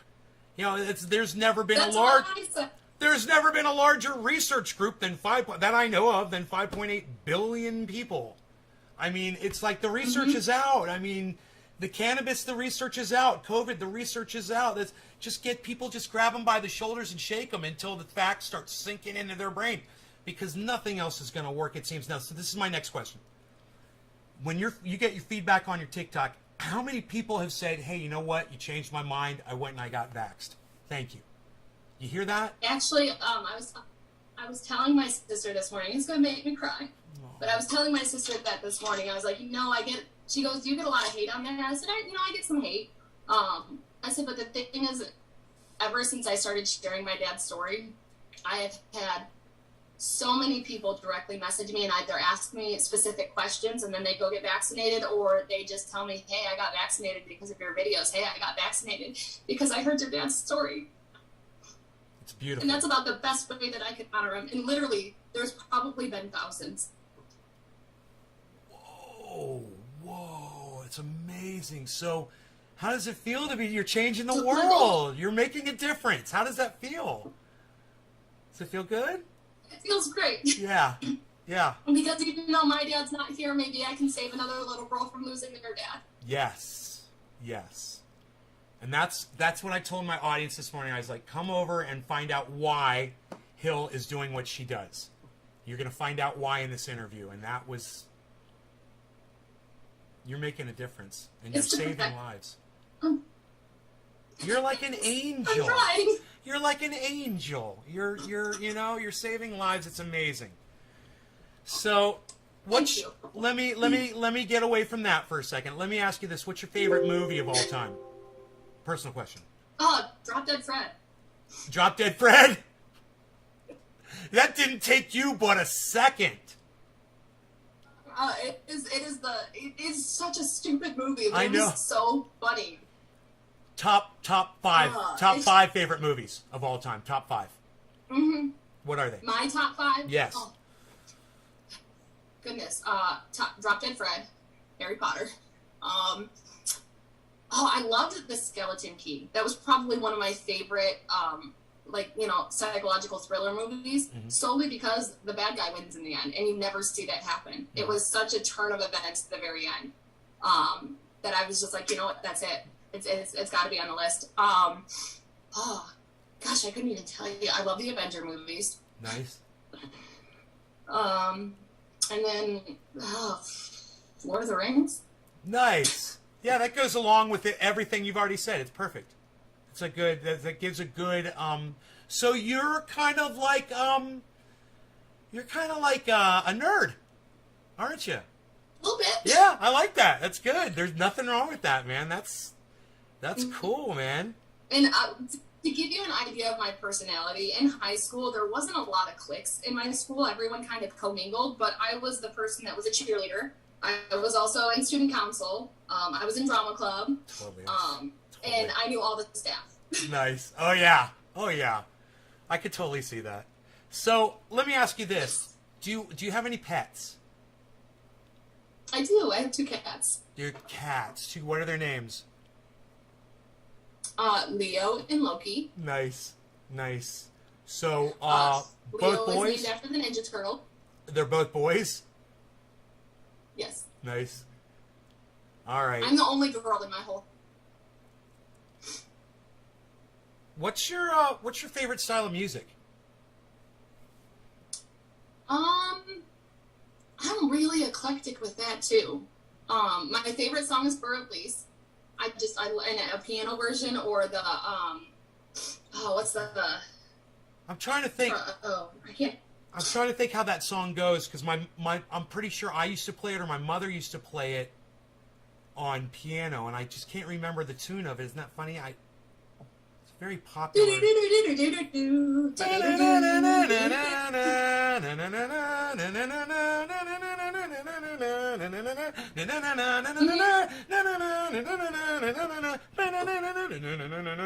Exactly.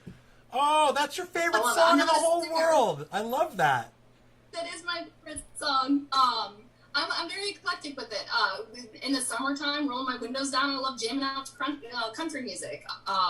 My husband, whenever we have bonfires, he's a big classic rock fan, so we'll put on some classic rock. I love this guy! I got a good question about him coming up.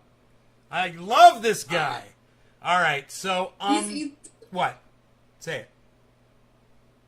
I said he's a great guy. He's wonderful. We've been together 11 years. Of course he is. Look at his wife.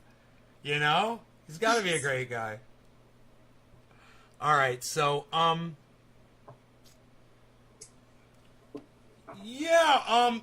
so What kind of criticism on the TikTok in the chat do you get on your choice of language?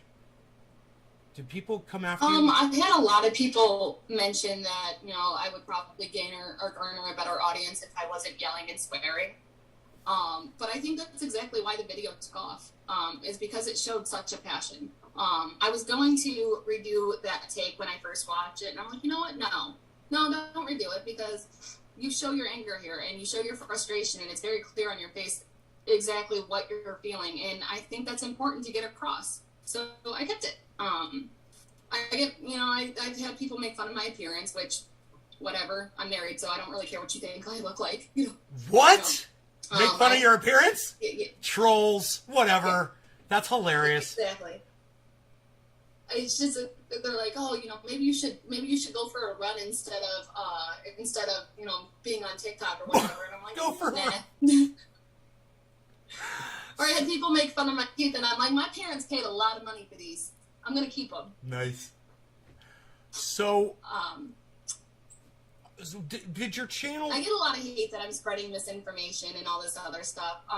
But like I said, the majority of my content has had a positive impact. I've had a lot of positive on there, and I get few and far between people that are just outright negative to me or outright hateful.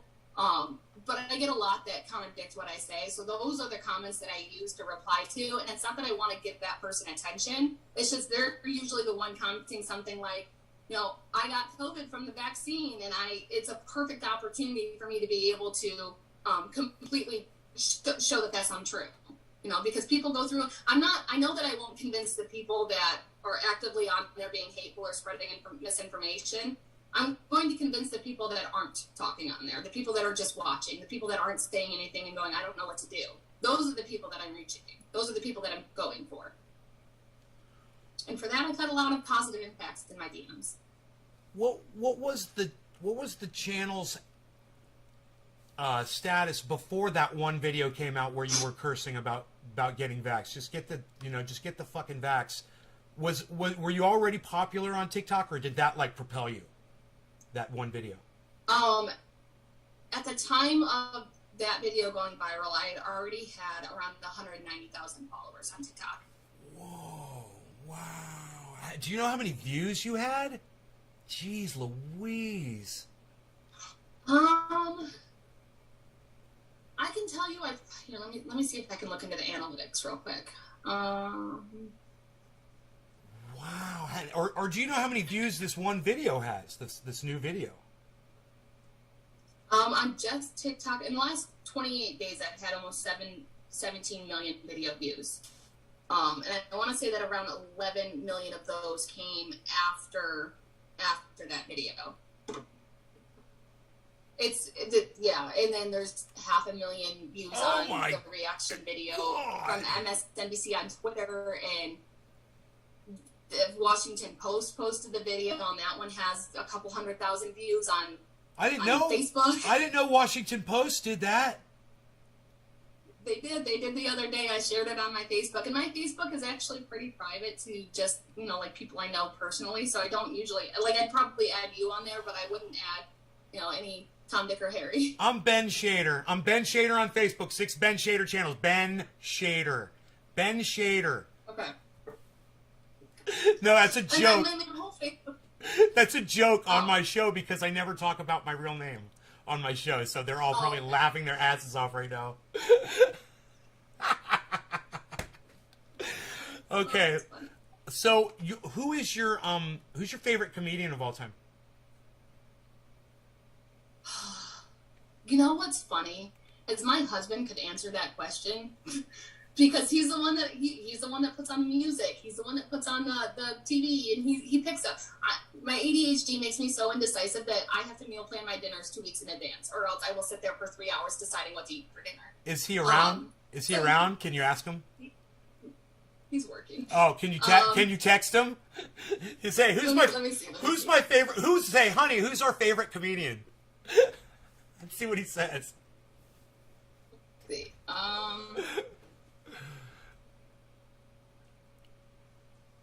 We'll see if he answers, because usually he's an engineer, so if he's in a shop, he can't be on his phone.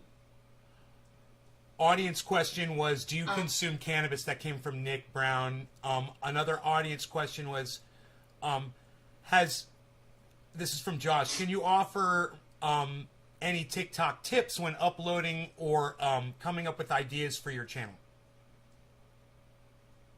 I would say the more you enjoy the topic, the more passion is going to come through, and TikTok loves passion. So whatever you do in life, I would say that's what you should market on your channel.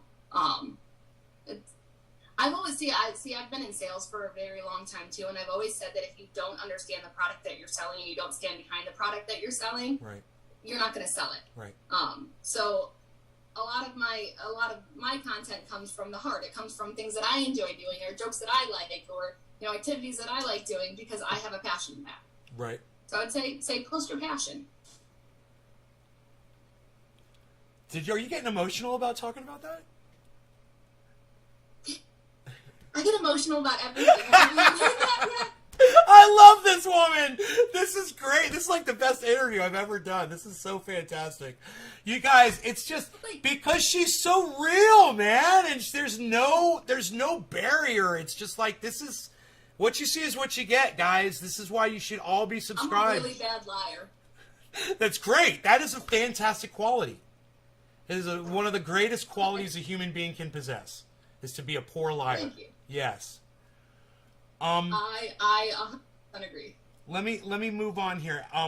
How did you get started in social media? That was from Dean. Wants to know that from the audience. Well, I've always loved Facebook. I mean, I signed up for Facebook back in sophomore year of high school.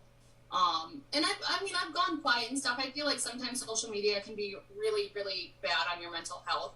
And if it starts to negatively affect your mental health, I feel like it's safe to walk away. But I've always been a people person. I've always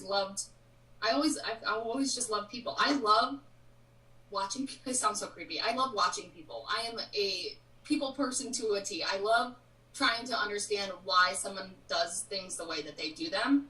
And social media just gives me that opportunity to really explore myself and to see more people. I love making people smile. I love making them laugh. I love having my opinion heard. I'm very opinionated. When I was little, I grew up, my family was quite conservative growing up. Strict Baptist home. It was super fun. And I always said that it was always very important to me to have my own voice. It was always important that if someone said, oh, you only think that because of your parents, or you only think that because your sister said that, it was so important for me to go, no, this is what I really believe in. This is my feelings. I'm not emulating anybody else's feelings. These are my feelings. So to be able to have my own opinion has always been super important to me. And as I grew up and started utilizing social media, I realized that I can share my opinion without anybody saying that it's not my opinion, Right. So yeah, social media makes that, it multiplies it. It's like an exponential level of amplification for your voice sometimes. It just seems like, I've put things on social media sometimes and hundreds, if not 1,000 of my friends would see it. And I was like, really? That's the one thing I really didn't need anybody to see. I really wanted them to see this one that's got 1 like and 1 share. That was the one I wanted them to see. Why does it do that? It's so funny. Yeah, it's always like I said, of all videos to go mega viral, it's the one where I swear at it and I have a towel sitting on my floor. Right? It's like, I'm at my worst. That's the one that made me famous. The one where I was at my worst, right? But you were not at your worst on that video, because I saw that video. I think it was the first video I ever saw on TikTok. So I downloaded TikTok and boom, there you were. And I saw you and I looked at my audience and I go, who's this? And I was like, and why is she talking just like me? And I'm like, you know what I said? I was like, I think I do have a daughter, and I found her. This is my daughter. I was like, I didn't realize. This is great. Found my daughter. It's the passion and the way you talk, and I've been doing this for a long time, and when I'm angry about something, I sound very similar to you. It's a human thing, and you don't get to hear it as much in people because everyone's kind of scared that no one's going to want to be their friend anymore. It feels good to just let it out, you know. Somebody's here. I agree. Oh yeah, my friends are here, but they're visiting from Orlando. I'm in Northern California. Okay. And they've been here for the last few days, and they knew this was going to be going on, but they're going to sit out here on the porch and hang out while we do this. Let me see. I've got some really good questions for you. So this is from Billy Ballantyne, and Billy Ballantyne, I suggest you follow him on TikTok too. It's IE, Billy with an IE. He's funny, okay. And he's an actual clown, like a real clown in real life. And turns out he's allergic to the frickin' makeup, the makeup that he put on, and he couldn't do it anymore. So now what he does is he creates these incredible things, creepy stuff. I collect them. He's got all kinds of people all around the world that order things, whatever they want. He can make it from anything. It's great. But then he's really funny too. He makes you laugh. Well, he's got a question for you, and he says, "Do you make money with TikTok, and how do you monetize?" I joined the creator fund, probably when I had under 100,000 followers. It was right around the time that they launched it. So I do get paid for views, but it's a really minor amount. It's like something like $1 per 30,000 views or something like that. It's not anything to take a career out of.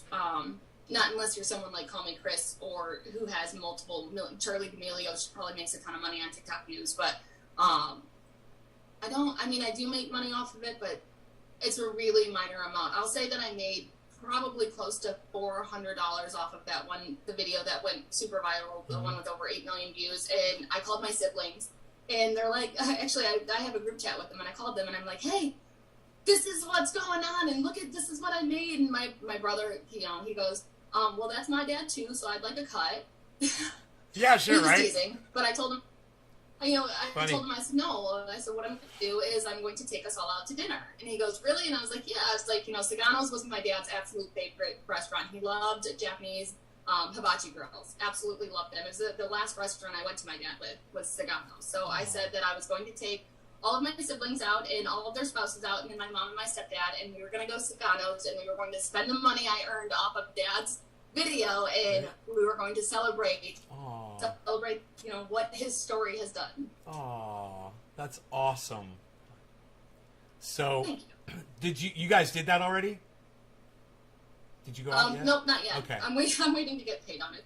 So that's gonna be like so amazing. I can't even imagine. I cannot wait. Okay, so this is a question. This is a fun question. We're getting near the end. If you're getting tired, I didn't know how much time you had. So this one you should like though. What is the funniest thing your kids have ever done? Gosh,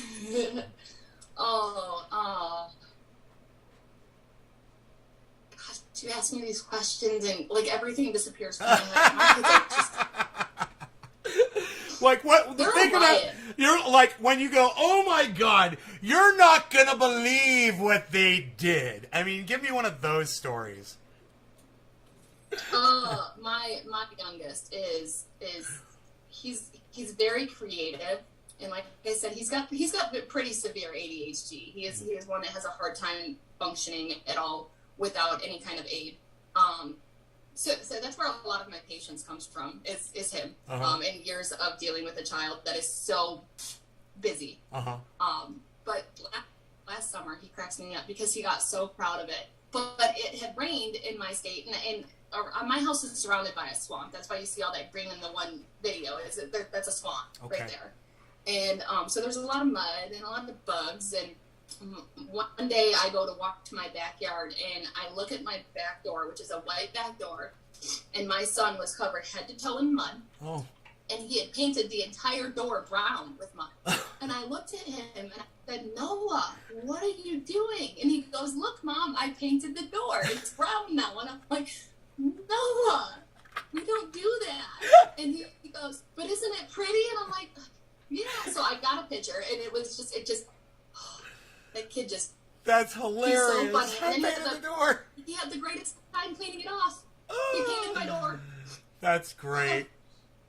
Okay, so. Or You got another one? together. There was one. Okay. I got one more. Okay. Because this is how conspiring brothers are. When my youngest was 15, they're 15 and a half months apart. So when my youngest was 15 months old, he had the palate surgery. When he had his cleft, it was both sides. Wow. And then he was missing the entire roof of his mouth. So they had to take pieces of his cheek to create the roof of his mouth. And that surgery is about an 8 to 12 week recovery. So for 8 to 12 weeks, you're on a liquid diet at first, and then you're on a soft foods only diet, and then you can slowly reintroduce harder foods. Well, right around that 10-week mark, we hadn't reintroduced anything hard to his diet yet. And I woke up one morning and walked to go get him out of his crib, and I look in his crib, and he is just sitting up, eating a bag of chips, happy as can be. And I'm like, Noah! So I grab the bag, and my oldest son looks at me, and he goes, but Mom, he wanted chips. Oh my God. So they had gotten up the crack of dawn to go steal a bag of chips from the kitchen so that his brother could enjoy some chips. Oh my goodness. So luckily there was no repercussions, no physical repercussions from the chips. Nope, Okay. He was all right. And, Good. I was probably being overcautious with the diet and, what I was reintroducing. But again, it's his face and his mouth, so I was nervous. Oh. No? Okay, so good. Chips. Oh. And he was fine, so okay. It didn't hurt. And he loved them. Yeah. No. They were barbecue at that, too. I'm like, Well, maybe spicy. the barbecue chip is the new recovery food for that surgery, and maybe you guys discovered something. Maybe. But and you know what? It was a fun process to finally be able to give him back regular food, because this is a kid that loves food. He's tiny as can be, but he loves to eat. And when we were told to keep him on a formula diet, and when we tried to give him the formula, he refused to take it.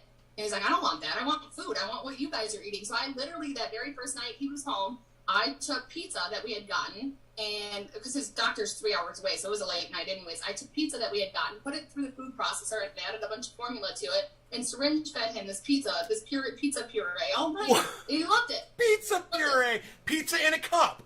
I love it! And it was literally a little syringe that you give medicine into, because that was how I had to feed him. And it was funny, but he ate it. So I was like, all right, that's what you want. That's what you get. So every meal after that was pureed for him, and formula was added for the calories. That is interesting. That's another spin of baby food flavor there. Who knows? Maybe new baby foods will come out in pizza flavor. Pizza flavored baby food, yeah. All right, so I've got another question for you. I think this is the last one. You ready? Okay. Is your husband as funny as you are, and why do you hide him? My husband is, personality-wise, he's hilarious. He does. He does a lot of the short, quick jokes, and he's very, very witty. And that's where my oldest gets it from. He's very quick with the witty responses. Mm-hmm. He is also incredibly shy and a massive introvert. We are polar opposites with that. I am not shy. I'm an extrovert. He's a very quiet and shy man. So that's why you don't see a lot of it. He gets really anxious with my social media. I didn't even tell him about the video going viral for a few days until his friends started messaging him, and I saw one text from one buddy, and he's like, hey, your girl's all over the news, and he's like, I know. I'm like, you don't even know what's going on. And he's like, I know, you're going really viral. And I'm like, yeah. And he's like, oh, just show me. But then it's got short, because I get people hitting on me, and I'm like, no, I'm married. And right. they're like, okay. Right. Yeah, go watch some of my TikToks. You'll catch on. I was like, I talk about them a lot, but you don't get to see them a lot. And when someone hits on you, that is something you can say to them. Say, you didn't even go through my TikToks and see my kids and my family. So, you're not even worthy. If you haven't even gone through my TikTok, you're not worthy. Yeah, don't hit on me if you don't even know. Or there's people that just don't care. You know what's funny is I had a Twitter account a couple of years ago, and then when I I told you I walk away from social media every once in a while, so I deactivate, and I forgot to reactivate it before it got deleted. But even on there, I had one guy who hit on me, and I was like, well, no, no, thank you. And then he came back with something else, and I went and looked at his profile. Not only was he military, he was married military. Oh, so I unbelievable. And he wasn't a private. He was an older man who was easily at least, and he's 67. He was higher up. And I looked at him and I said, don't think your commanding officers would appreciate how you're talking to me, and I certainly don't think your wife would. You can stop now. And he quit with that, and it's like, don't be mean to me. Don't be disrespectful to me, and don't be nasty, and we'll be all right. Because if you are, I can either block you or I'll find you. Will you do me a favor? Write one more name down. Louis Rossman. Go back about a week. The video is called I want to tell you about what happened last night is the name of the video. It's like within the last week on his video. He's got like over 1 million subs. He had something happen. He does live appearances. He's a YouTuber with over 1 million subs. He does live appearances all the time. He repairs computers and iPhones and things like that. Had some guy hitting on his wife show up at one of his live events. And go listen to that video. It's like an 8-minute video of him just walking in a parking lot talking about it. The story will blow your mind. Check that one out. Oh, wow. Louis Rossman. I will definitely. What was the Billy guy's name? Billy I.E. Ballantyne with a B. BB. Okay, good. And Perfect. I would conduct this interview for another 3 hours with you. I'm having so much fun, but unfortunately I have an engagement. I've got to go.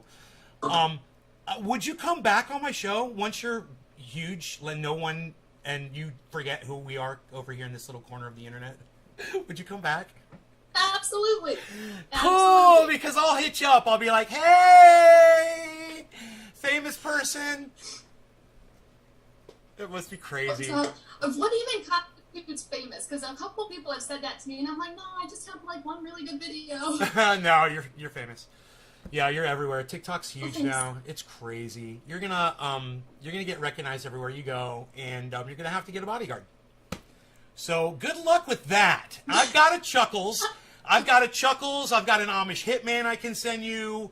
I've got a whole linebacker crew I can send your way. Let me know. And obviously, I'm from Detroit, so we know people. You guys are, I know, and you're tough too. You're built tough over there. With tough, and the pizza's good. Shut up, you're no good. I need some coffee. Sit down, you.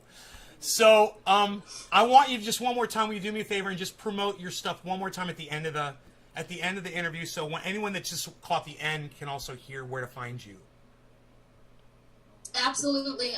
My TikTok, Twitter, Instagram, and YouTube handles are all the same. It's Hill, HILL_DEEEEE. It's 4 E's.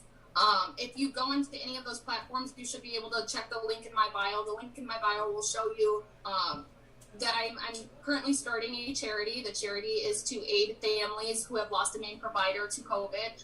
My siblings and I finally came up with a name. It's Papa.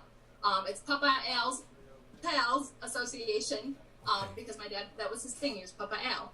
And our goal is to aid families who lost a main provider. There's ways to donate. I'm currently trying to figure out a way to make it legal without having to shell out a ton of money from my pocket, because again, I don't work.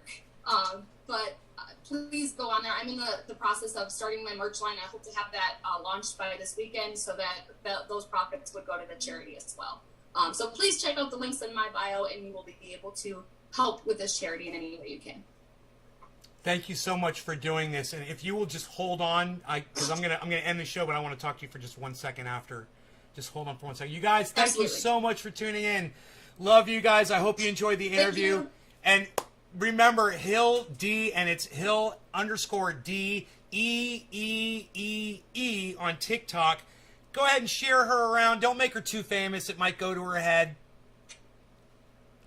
You guys, take care, and we'll see you again in maybe this afternoon, because we're going to the Orange Grove, and you're going to see some oak trees with Oak Tree. So stick around for that later on today. Make sure you guys are all ready for that goodness. Okay, you guys take care.